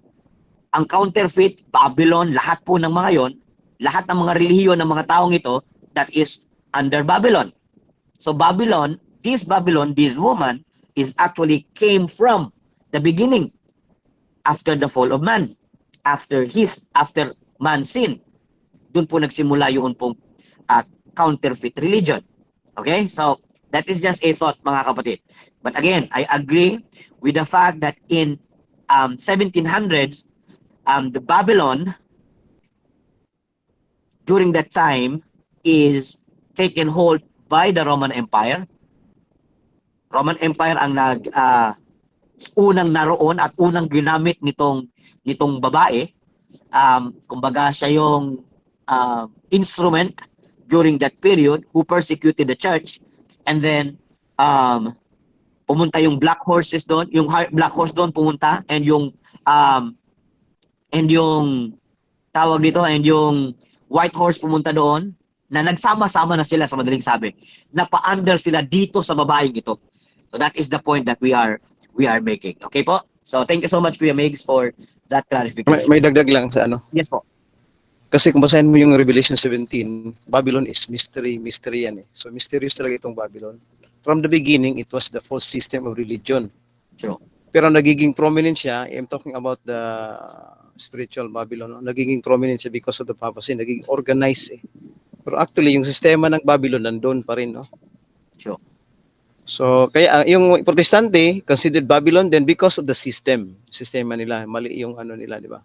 Pero I'm not saying na not saying na Babylon sila lahat rin ang member, Sure. di ba? Very Kasi true. may mga taong Panginoon doon. Pero Very the time will come, kasi kung titingnan mo yung Babylon, when you go back to the time of Genesis, kung tingnan mo ang Babylon, nag-unite sila, di ba? True. Di ba sabi nila, we will build para sa ating pangalan. Gusto masikat ba? True. So, nag-unite sila against to the will of God.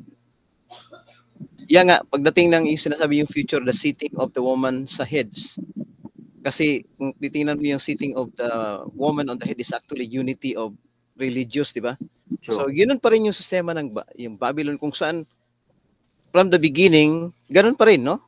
Kaya lang, pero hindi lang, kaya nga mystery eh. Kaya nga, pero bigyan tayo ng Panginoon ng understanding. Ito pala yung big sabihin ng Babylon. Unity against the will of God. Mag-unite sila, di ba? True. So, saan sila nag-unite? Doon sa false system of religion. So false sistema na ang na-follow ng lahat ng mga religion doon. False system. Maklaro na ba? Pagdating na po, ito pala yung Babylon, no? Yung True. false system of religion na. So, yan lang po. Amen. Thank you so much, Kuya Mix. Okay. So, any other thoughts, mga kapatid? Any other thoughts? And any other thoughts? Additional sa atin pong pinag-aaralan. So again, Zechariah 6 gives us a direct prophecy patungkol po sa atin, mga kapatid. This is an actual event na nangyari from the day of Pentecost down to the second Pentecost. And we will experience deaths, mga kapatid, during this travel papunta doon po sa next Pentecost. Marami pong mamamatay, marami pong masasaktan, magsasuffer, magmumurn, but rest assured that this last chariot will God use to finish the work. That is for sure, mga kapatid. That last chariot na atin po pinag-usapan, it will finish for sure the work. That is the Seventh-day Adventist Church in its purified state. The church in its purified state. Pero Okay. may tanong ba? Yes, Kuya Mix. Sa ngayon kasi marami nang Davidian ba? Saan yun? Ito leadership. Again, Kuya? Di ba sinabi mo kanina, yung horses represents the two leaders. True. Isday at saka pero sa Davidian marami na din eh. Very true. So medyo Love ano kaya I love it. saan ba dito yan? I love it. Okay. Very true. Now, remember, this is a very interesting one. This is a very interesting one. Okay, balikan natin ito, mga kapatid. Balikan natin itong chart na ito. Okay. Dito. There you go. Share. Okay, share. Uy. Ay, hindi pala mo share. Paano po ba i-forward to? Forward. Ayun, forward. Balikan natin ito. And there you go. Okay, para makuha po natin. Okay. So meron po, ang tanong po ni Kuya Miguel, alin kaya? Okay? Now, remember, ilang set of horses ang nandito na bay? Ilang set of bay horses? Ilang set of bay horses? Isa lang. Isa lang, no? Brand. Since isa lang, mga kapatid, then we should not be looking for many. So, kailangan nating alamin kung sino. Now, kailan nga siya ma-unhitch? Kailan nga ma-unhitch? Kailan siya mapuputol? Yun pong sa purification. That is Ezekiel 9. Now, what association is in prophecy na sinabi ng inspiration that is the name until Ezekiel 9? Let us read.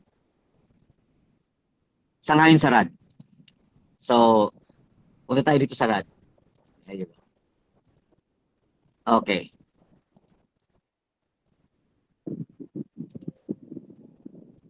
Madali po natin makita ito. Oh, okay. There you go. Provisional in setup as well as in name. The Davidian Seventh-day Adventist Association exists solely to accomplish a divinely appointed work within the Seventh-day Adventist denomination, wherein it therefore strictly confines its activities. Now, let's continue reading yung pong next statement.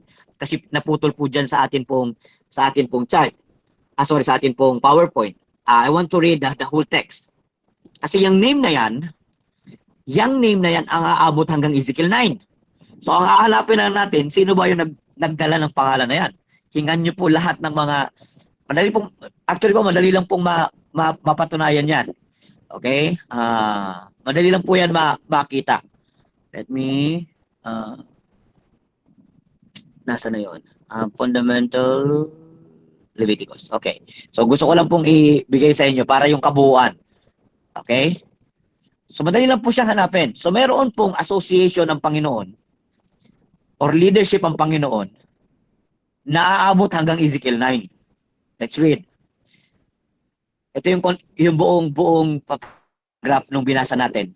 Provisional in setup as well as in name, the Davidian Seventh-day Adventist Association exists solely to accomplish a divinely appointed work within the Seventh-day Adventist denomination, wherein it therefore strictly confines its activities. Tingnan po ninyo mga kapatid yung next statement. As its work therewithin draws to a close. So kailan matatapos itong gawain ng Davidian Seventh-day Adventist Association? Kailan daw? And the servants of our God are sealed. Hanggang sa sealing. Even up to Ezekiel 9. Its name will be changed. Kailan lang siya mapapalitan itong pangalang na Davidian Seventh-day Adventist Association? Hanggang pagdating na matapos ang sealing. Sa close ng sealing. At saka papalitan yung pangalan. So hindi pa natin alam kung ano ang pangalan next ng association of this leadership. Pero pinakita na po sa atin hanggang kailan ang duration niya. So Kuya Miguel, to answer your question, sino sa mga Davidians na ito, napakadami, ang totoo.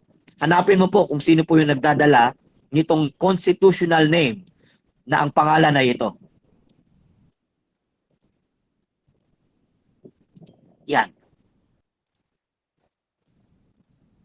Na yan ang ginagamit na hindi nanloloko, na hindi ginagamit kung anong pangalan ng iba't ibang mga pangalan para lang masabi na sila yung totoo.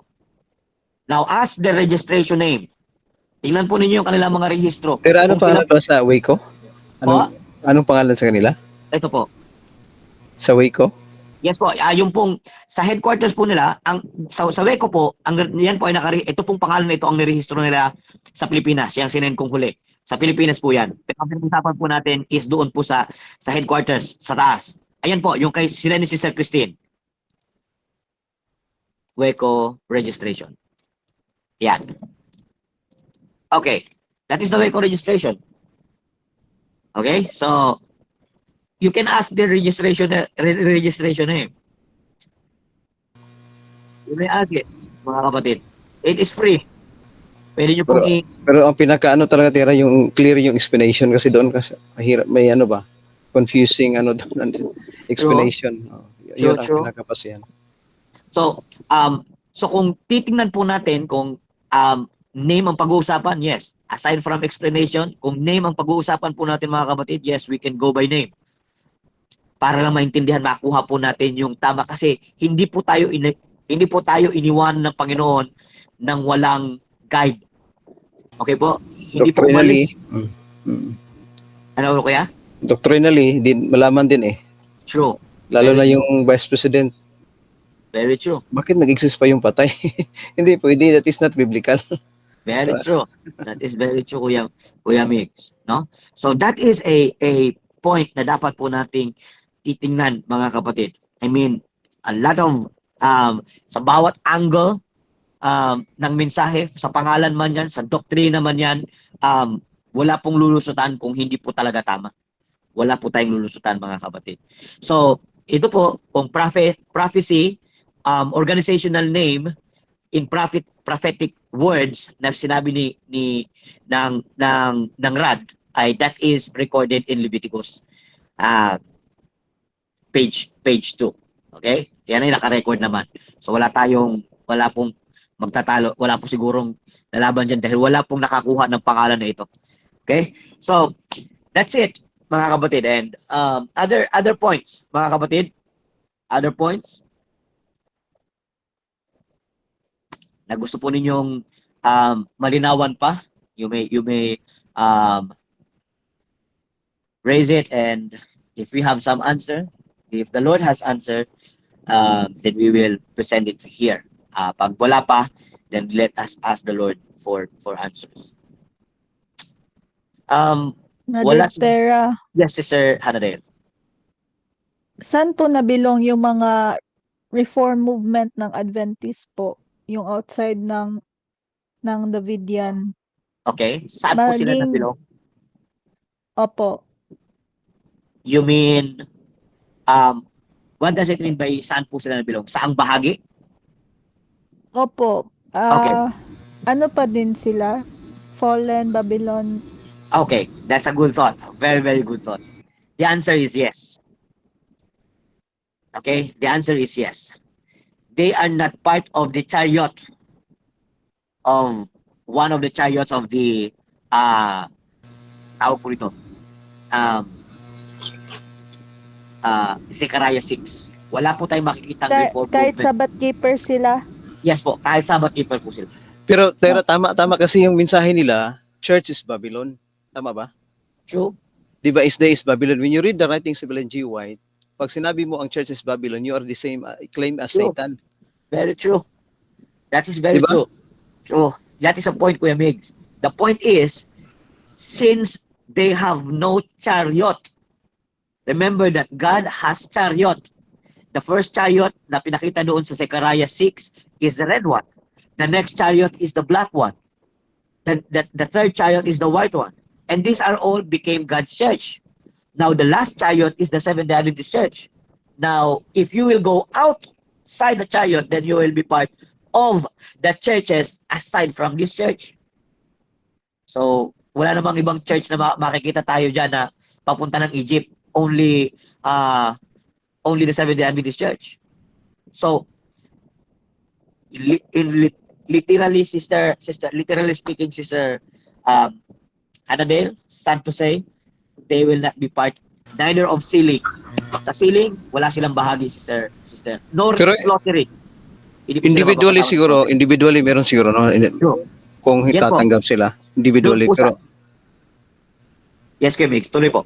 individually, meron siguro ang kaligtasan naman. Very true. Kung ano naman sila. Pero kung Very true. magpatuloy sila sa sistema na the church is Babylon, which is not agreed by Ellen G. White, yan din ang delikado. No? Very true, Kuya. And actually, the Rad has something to say about it. And I shared this several times in our platform. The reform movements, all other reform groups, mga kapatid, hindi po sila makaka-experience ng sealing except if they will go and return to the mother church. Let me give you an example. For example, I am a Rad believer. Okay? Sorry, I am a reform movement. Ano ba reform movement ako? Dharma ko. Ang aral ko ay Babylonia, ang iglesia. Now, nakareceive ako ng Rad's message. This will be very interesting, mga kapatid. Nakareceive ako ng Rad's message. Pagtanggap ko ng Rad's message, tinanggap ko. Pero dahil sa ako ay ayaw ko talagang magsimba sa mother church, ang gusto kong talagang simbahan ay sa reform movement. Doon pa rin ako nagsisimba sa reform movement. Mga kapatid, kahit tumanggap ka ng Rad, hindi ka matatakan. Pero mas lauter ka. Dahil hindi mo sinunod yung nandun sa Rad. Nang sabi ng Rad, balik tayo sa mother church, balik tayo sa inang iglesia, balik tayo sa Seventh-day Adventist Church. So hindi ka pa rin matatatakan as long as you are not regularly attending Sabbath meetings of the Seventh-day Adventist Church. Sealing happens in the church. Sealing happens in the church. Mga kapatid. So they will be slaughtered, yet they will not receive the seal. Kasi hindi naman nila sinunod kung ano sinabi ng Rad. Pero pag pumasok tayo sa Rad, sa Seventh-day Adventist Church, it just shows hindi ka na reform movement. Kasi napunta ka na sa mother church. Balik iglesia tayo. So, Sister Hannah-Dale, the reform movements will stay under Babylon. They are part of Babylon, even though they are Sabbath keepers, as long as they remain in that condition. So they will be judged together with the Babylonian churches. No? Bahagi sila ng Babylonian churches. Di ba po sila po yung nag-represent ng tribe ni Dan? I can say maaring isa sa kanila yung tribe ni Dan. Maaring bahagi sila, but remember that the tribe of Dan is not going to be part of the 144,000. They are not going to be part of them. But the Dan, yung lahi ni Dan sa loob ng iglesia ay meron yan. sa loob ng church, sa labas ng church, ay merong lahi si Dan. Okay? So, we don't know kung nasa kanila ang lahi ni Dan, Sister Hannah, but for sure, they will not be number of the 144,000 kung hindi sila kung hindi po sila Mag-change babalik siguro sa ng stand. Mag-change ng mag-change stand ng ba? stand. True. Oh. Kung hindi sila mag-change ng stand, and kumbaga tatalikuran yung kanilang stand that the church is Babylon, and sila yung tunay na church, and this and all those stuffs. It will be very, very, they are in a very, very dangerous position. That's all I can say, Sister Hannah. So, Salamat that's po. yes po. That's why better to stay in the church. Minsan mabaho yung church, meaning marami tayong nakikitang dumi, marami tayong nakikitang tawag dito, kapakyasan. What's that in Tagalog? Kamalian, no? Marunong Tagalog, tira. Sayang na lang. Bakit hindi ka na marunong Tagalog? Nakalimutan ko yung kapakyasan ko yan. Mas matagal Bisaya kasi na. ako Mindanao. Please remind me what is kapakyasan in Tagalog. So yun po, no? Marami tayong makikitang mga pagkakamali sa loob ng iglesia. Kamalian siguro. Yes po, kamalian. The point is, no matter how we try, mga kapatid, there is no other kabiguan. Kabiguan daw pa, okay? No matter how we try, Zechariah 6 give us a definite answer that there is no other chariot to jump on, to ride on. Tingnan po ninyo, ha? Itong Zechariah 6 ay magpapakita sa atin, wala nang iba kayong chariot na pupuntahan. There is no other church na tayong pupuntahan, only Seventh-day Adventist Church. And that church will bring us to the kingdom. That church will finish the work. That church will do everything that the Lord wants them to do. But first, it will be purified. Pero that same church will continue, mga kapatid. Pwede din naman i-apply sa kanila. 1TG, this group of Laodiceans will never have their eyes open. Will never be anything but wretched, miserable, poor, blind, and naked. They are never reached by heaven, not even by the Lord Himself. No, sister. Ito pong group of Laodiceans is actually those who reject the message, Sister Christine. Kasi yan ay ito talaga ay tumutukoy sa Laodicean church. The word Laodicean is only applies to Seventh-day Adventist Church, not to other denomination. It only applies to Seventh-day Adventist Church. So if you are not part of this Laodicean, at sinabi naman sila mismo magsasabi sa iyo na ayaw nila ang Laodiceans. Okay? Ano nila ang Laodicea? Dahil ang Laodicea daw ay malahininga. Yun ang kanilang sinasabi. So, hindi kami Laodicea. Kami ay Philadelphia. Tanungin niyo po sila. Sila ay Philadelphia at hindi sila Laodicea. So, clear na sila po ay sakop ng Babylonia. Dahil Philadelphian Church is the Millerite movement. And the Millerite movement is actually the Sunday keeping people. So, hindi po ito pwedeng apply sa kanila, sister. They don't accept that they are Laodiceans. They don't accept that they are in Laodicea. So only Seventh-day Adventist Church accept it. And only DSDAs accept this one, that we are in the period of Laodicea. So, no. Besides, Tira. Yes po. Besides din kung sa prophecy, anong year sila lumabas? 'Di ba sa prophecy, 'di ba may period na walang mensahe? Very true. Kailan 'yan? 1890 to 1930. Sila ay lumabas ng 1916. Nabilang sila doon sa walang mensahe na, no? Very true. That's a very good thought as well. Very, very good thought. Very, very good thought. Now, wala po sila sa prophecy. Sa time prophecy na binilatag ng Panginoon, they existed in the point na wala pong prophecy ang inspiration. The 40 years of famine, or 40 years of gutom, yan po yung, doon po sila nag-exist sa loob nun. Okay? So, very good thought. Thank you, Kuya Biggs, for that point. So, Sister Christine, it can't be. Hindi po itong statement na ito, it applies to the Laodiceans alone who rejected the message, who fully rejected the message. Laodicean cannot be applied to another denomination. Okay? So, hindi yan pwedeng i-apply sa dark home church at iba pang alam natin ng mga kuha na umalis, lumabas sa church. Ma-apply din sa mga Davidian eh. Kasi meron ding True. mga, Very true. they think they are rich. Very true. Ang nakalagay sa rad, Kuya Miguel, ang nakalagay pa doon Laodicean of a worst kind. Tama ba? Let me check this one. Of a worst kind. So Sister Nemsi, sana po ay magpatuloy lang po kayo sa pag-aaral, and this prophecy shows us na tayo po ay nasa period po ng shaking. Meron pong dalawang leadership na nasa loob ng church, 2 influences, and it is up to us saan tayo. Ano ang ating susundin. Yes, Bago po, lang si pwede po Sister naman. Nancy? Po? Bago lang siya? Yes po, bago lang siya. So pag-aralan niya yung sanctuary, nandun kasi yung pinaka doon eh. Sanctuary in detail ba? Yeah, just invite me as often po, Brother Terra. Sana po, tuloy-tuloy na. Okay, sister. Sure. Since you already know that we are Davidians, alam niyo na po yung grupo, then I will be adding you to our group na kung saan meron po tayong regular studies, Friday night, Monday night. Now, during the week, kung gusto mo pong magkaroon ng schedule for us to have a study, at your availability, then you can text us po, okay? So I will be adding you to our platform, Sister Nem, okay? Okay, thank you po, Brother Terra. Okay, thank you so much, Sister. Okay. Nem.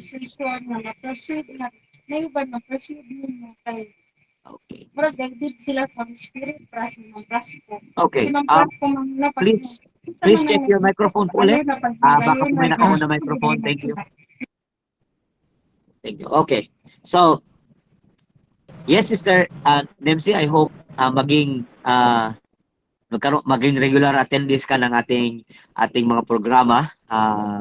This all will be done online.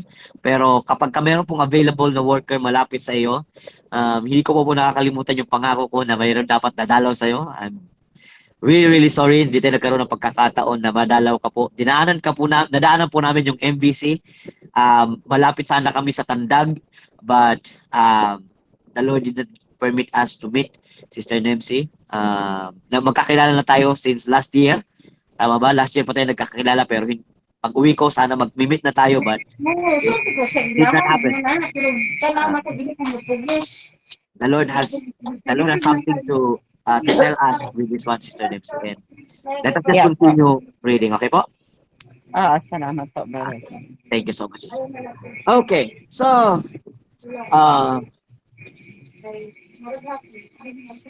okay, so please check again your microphone. Now, any other thoughts, mga kapatid? Do we have other thoughts? Yes, Brad Terra. Okay po, Tatay William. Yeah, narinig ba ako? Dito kasi ako sa labas eh. Loud and clear, Tatay. Okay, kasi ang pinag-uusapan natin dito about these two opposing horses represented by the Grisel and the Bay, ano? Gusto ko lang magbigay lang ng insight, ano? Kasi napansin ko, if you compare ang SDA church natin nung at the inception or at the conception of Seventh-day Adventists, tayo ang nape-persecute talaga eh. By the majority of every denomination, kasi karamihan ng mga denomination halos pare-pareho ang doktrina nila, tama ba? Very true, kuya. Pero pagdating sa ating mga SDA, yes, kakaiba tayo. Kaya tayong object ng persecutions and all that. Ngayon, tingnan mo, ang Panginoon talaga is no respecter of any person or of any denomination. Ngayon naman, ang nape-persecute hindi na SDA eh. RAD naman ang nape-persecute ngayon, tama ba? Agree tayo, agree. Kasi ngayon napapansin ko sa mga SDA, mga Seventh-day Adventists, wala nang ganong persecution sa kanila eh. Ang persecution naman ngayon nandito sa RAD, tama ba, Brad Terra? Yes po, target point, kumbaga. The target point. Kaya tama yung sabi mo, no, ito na yung huli, ito na yung last eh. Wala nang ulit na magkakaroon ng other denomination or any other chariot for that matter. Brad William, what happened in the time of Christ, kasi na-persecute siya within the church din, that will happen also to us. The same situation ba? Kung anong nangyari doon. Kung titingnan mo, si Jesus, yung mga disciple, Amen. ang Oo, persecute correct. yung mga kasama nila, which is happening in our time. Kasi may dala silang mensahe at the time eh. Bagong mensahe para sa kanila. So ang dahilan yung new message. Very true. Very true. Tama, Tatay William. So again, hanapin lang natin yung Red Horse at saka doon po sa tawag po ito? Sa Bay Horse at saka sa Crescent Horse, dalawa lang po pamimilian natin. Which way we will go? Which way? Okay, target. Meron po akong hinahanap na Sir, Yung kwan ba, yung great multitude, sila ang makakaranas ng persecution. okay. When you say persecution po, Nanay, ang great multitude ay yes, sila po yung makakaranas ng persecution. But meron din pong mararanasan ng persecution ang bayan ng Diyos, especially faithful Seventh-day Adventists. This is a deeper study na nang nandun pa tayo sa ibang mga association tayo. The Assyrian Confederacy, sa period po ng Assyrian Confederacy, Nanay Conchita, ay meron pong persecution dyan to God's people. We will be persecuted as well. And we will be tested because they wanted us to join the war. So yun po yung persecution na mararanasan natin, Nanay Conchita. But if we are talking about persecution ng great multitude that is going to happen after Ezekiel 9, yun naman persecution among Seventh-day Adventists to join the war is before Ezekiel 9. So yan po yung kwan, Nanay Conchita. Ang 144,000 ay masusubok during Assyrian Confederacy, during World War III. Diyan po masusubok ang 144,000. At doon po sila magniningning sa mga panahong yon. So, a lot of studies to have, but the point, Nanay, is that we all have our persecution. Hindi po pwedeng wala tayong persecution. We will be persecuted as well. Seventh-day Adventists will be persecuted in the time of trouble. That is the period of Assyrian Confederacy. And the great multitude, God's people outside the church or yung mga nasa ibang denominations will be persecuted as well during the time. That is the loud cry period. So yes, all will be persecuted, not just the great multitude, Nanay. Thank you. You're welcome, Nanay Conchita. So all will be persecuted. Wala pong makakataka sa persecution. And just to let you know, many believers will die also in the war. But they are faithful. Okay? So hindi ibig sabihin na hindi sila maliligtas, but they have to suffer death, mga kapatid, for their own soul's sake. And there will also be death after Ezekiel 9. Merong mga mamamatay na faithful din during the persecution. But some of them will remain, many of them will remain alive, which will be part of the great multitude. So both sa church at saka sa world ay parehong events. Pareho po yung mangyayari, yung scenario. There will be Seventh-day Adventists who will be dying during the Assyrian Confederacy, and there will be faithful ones that will be dying during the loud cry period, the Babylonian Confederacy or the Babylonian period. So these periods has casualties among God's people. There will be casualties among God's people. But for the 144,000 and great multitude, they are the ones who will remain untouchable. Ibig sabihin, hindi po sila papatay, masasawi sa anumang persecution na kanilang kakaharapin. That is the great multitude and the 144,000. Aside from those who are with the 144,000 in the church, as we will be having that study again next time. Okay? So, yun po, Nanay Conchita. That's the best. Yes po. Tatay Riano?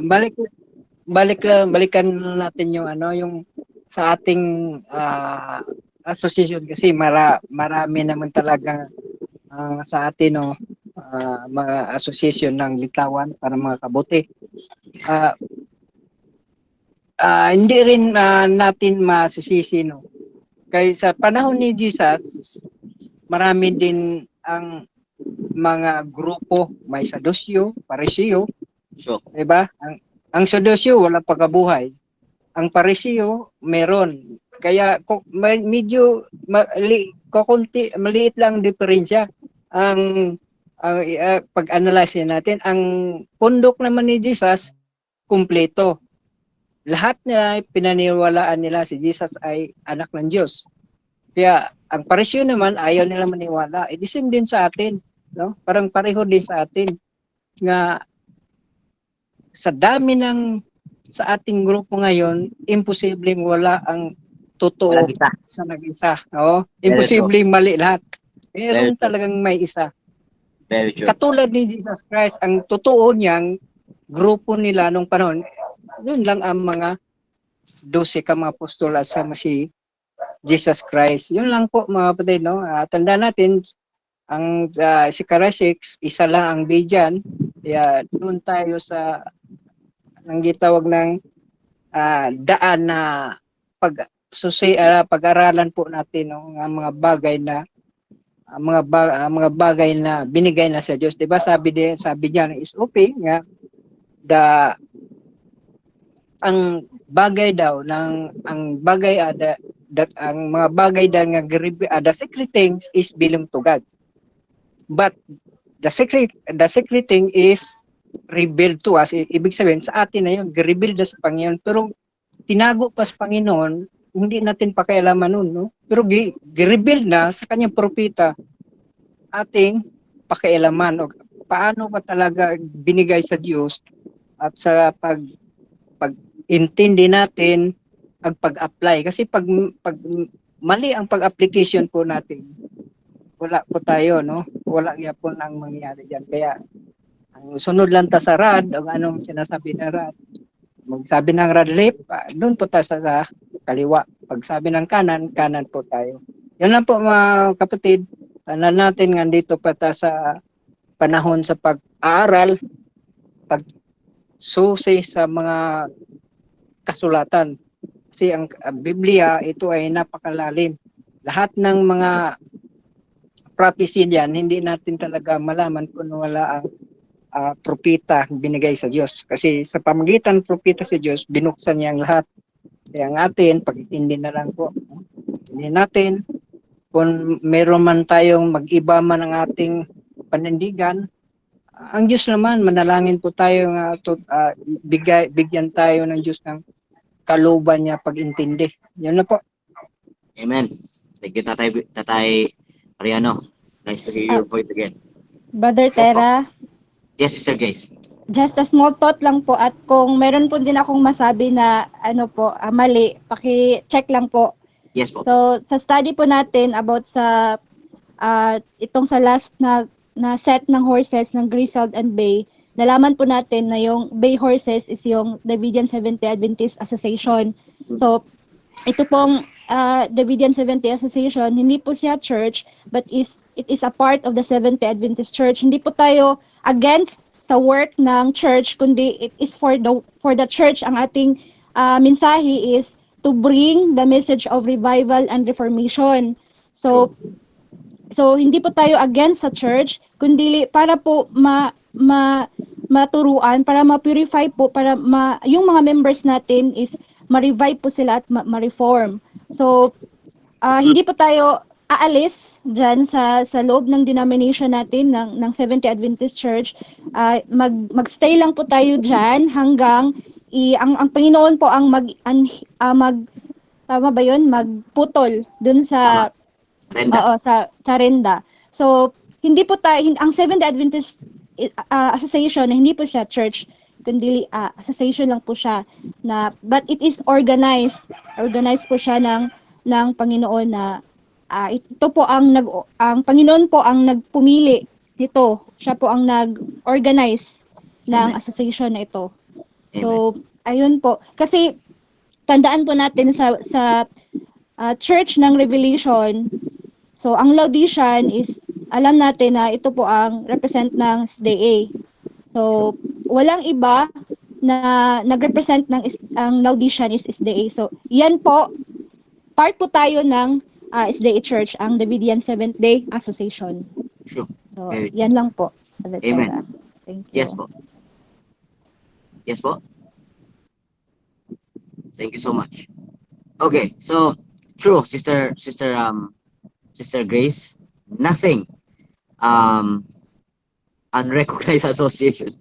Very true. Very, very, very true, Kuya Migs. Unrecognized association of there's of the church, the Seventh-day Adventist Church. But by the way, let me classify this one para mas gusto ko po itong makuha natin mga kapatid para makita po natin tawag po ito para mas maklear po natin. Dito po tayo sa chart natin.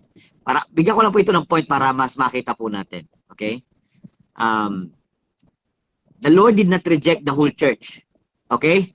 Please note this one clearly. Okay?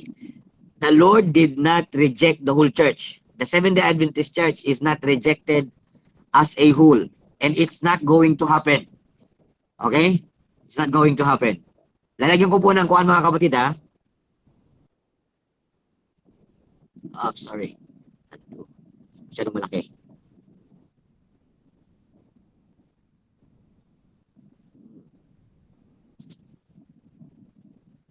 Oh. Ano ba yan? Nahirapan po ako sa cellphone eh. Okay.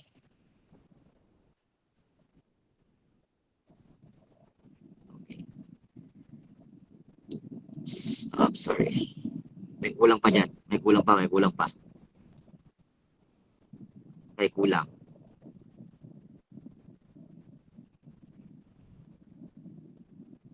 Okay. So, aywan ko po kung nakita ninyo Paki-check po ninyo. So, the chariot is SDA. The bay horse is DSDA. And the grizzled is GC. Ano yung GC? General Conference. Very good. The General Conference. Anong sabi ni Sister White sa General Conference? The General Conference is no longer the voice of God. Sister White said that. Diba? Now, since Sister White mentioned that General Conference is no longer the voice of God, it did not say that the church, the Seventh-day Adventist Church, is not the voice of God. Huwag po natin gawin yun. Because the Seventh-day Adventist Church as a whole includes General Conference, the leadership, the DSDA, and then the SDA membership. So, remember that the Bay Horses represents DSDA leadership. That is the Bay Horses represents. Okay? So, we cannot be leadership. DSDA cannot be a leadership if there is no SDA. If there is nothing to lead on, there is no church. So is the General Conference. General Conference leadership cannot be leaders if there is nothing to be lead on. Without the Seventh-day Adventist Church, without the chariot. Okay, so grizzled, pay, and the chariot. General Conference, DSDA, and the Seventh-day Adventist Church. So yan po yung disclassification ng ating church. So we cannot, mga kapatid, again, leave this church. We want to be sealed, we want to be saved, don't leave this church. This is the only church that has purification, mga kapatid. So, stay in it. Okay, so so much for that this afternoon. It's 6:20 your time. I think sunset na dyan. I suppose. Sunset in Philippines. Sunset in Philippines. There you go. Yes, 5:47 dapat sunset nyo. Mga kapatid, 6:20 na. So, sobra na po yung inyong sunset. Okay, so I just hope and pray. If you have some questions, you can PM me, mga kapatid, or you can just post it in our platform for the benefit of brethren din para malaman din nila yung sagot. Okay? In case meron din silang same question. Okay po mga kapatid. So I just hope and pray that you are blessed this afternoon. And we still have a lot of things to study sa salita ng ating Panginoon mga kapatid. And pagpalain po ang bawat isa. Okay, no more? Then let us close mga kapatid. Let us close. Sister, punta tayo kay brother at yes, Tatay Riano. Can you close for us, Tatay Riano?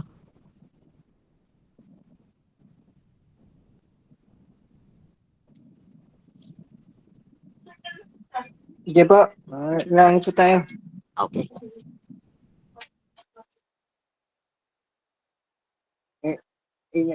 Okay, lang po tayo.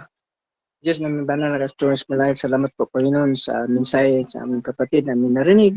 Nawa po to Panginoon na aming manawaan at maintindihan mga bagay nga mga spiritual sa aming pagsamantala paghiwalay sa online. Nawa po Panginoon yung presensya maggabay po sa amin. Kami ay nabusog sa oras na ito at kami ay mamahingan na masaya at masaya po kami po Panginoon nga narinig sa inyong mahalagang mensahe nga pinabot sa aming kapatid ni Brother Tira at sa aming mga kapatiran nandito. Ang kapi po Panginoon na magsama-sama sa uling mga araw at kami makapunta sa iyong kariyan nga walang hangganan. Tawarin po kami Panginoon sa aming kasalanan ito pang dalagin sa pangalan sa bugtong mga anak ng si Jesus. Amen. Amen. Tay Riano, nakauwi ka na Tay Riano pala? Galing sa fellowship? Galing ka na sa fellowship? Nakauwi na?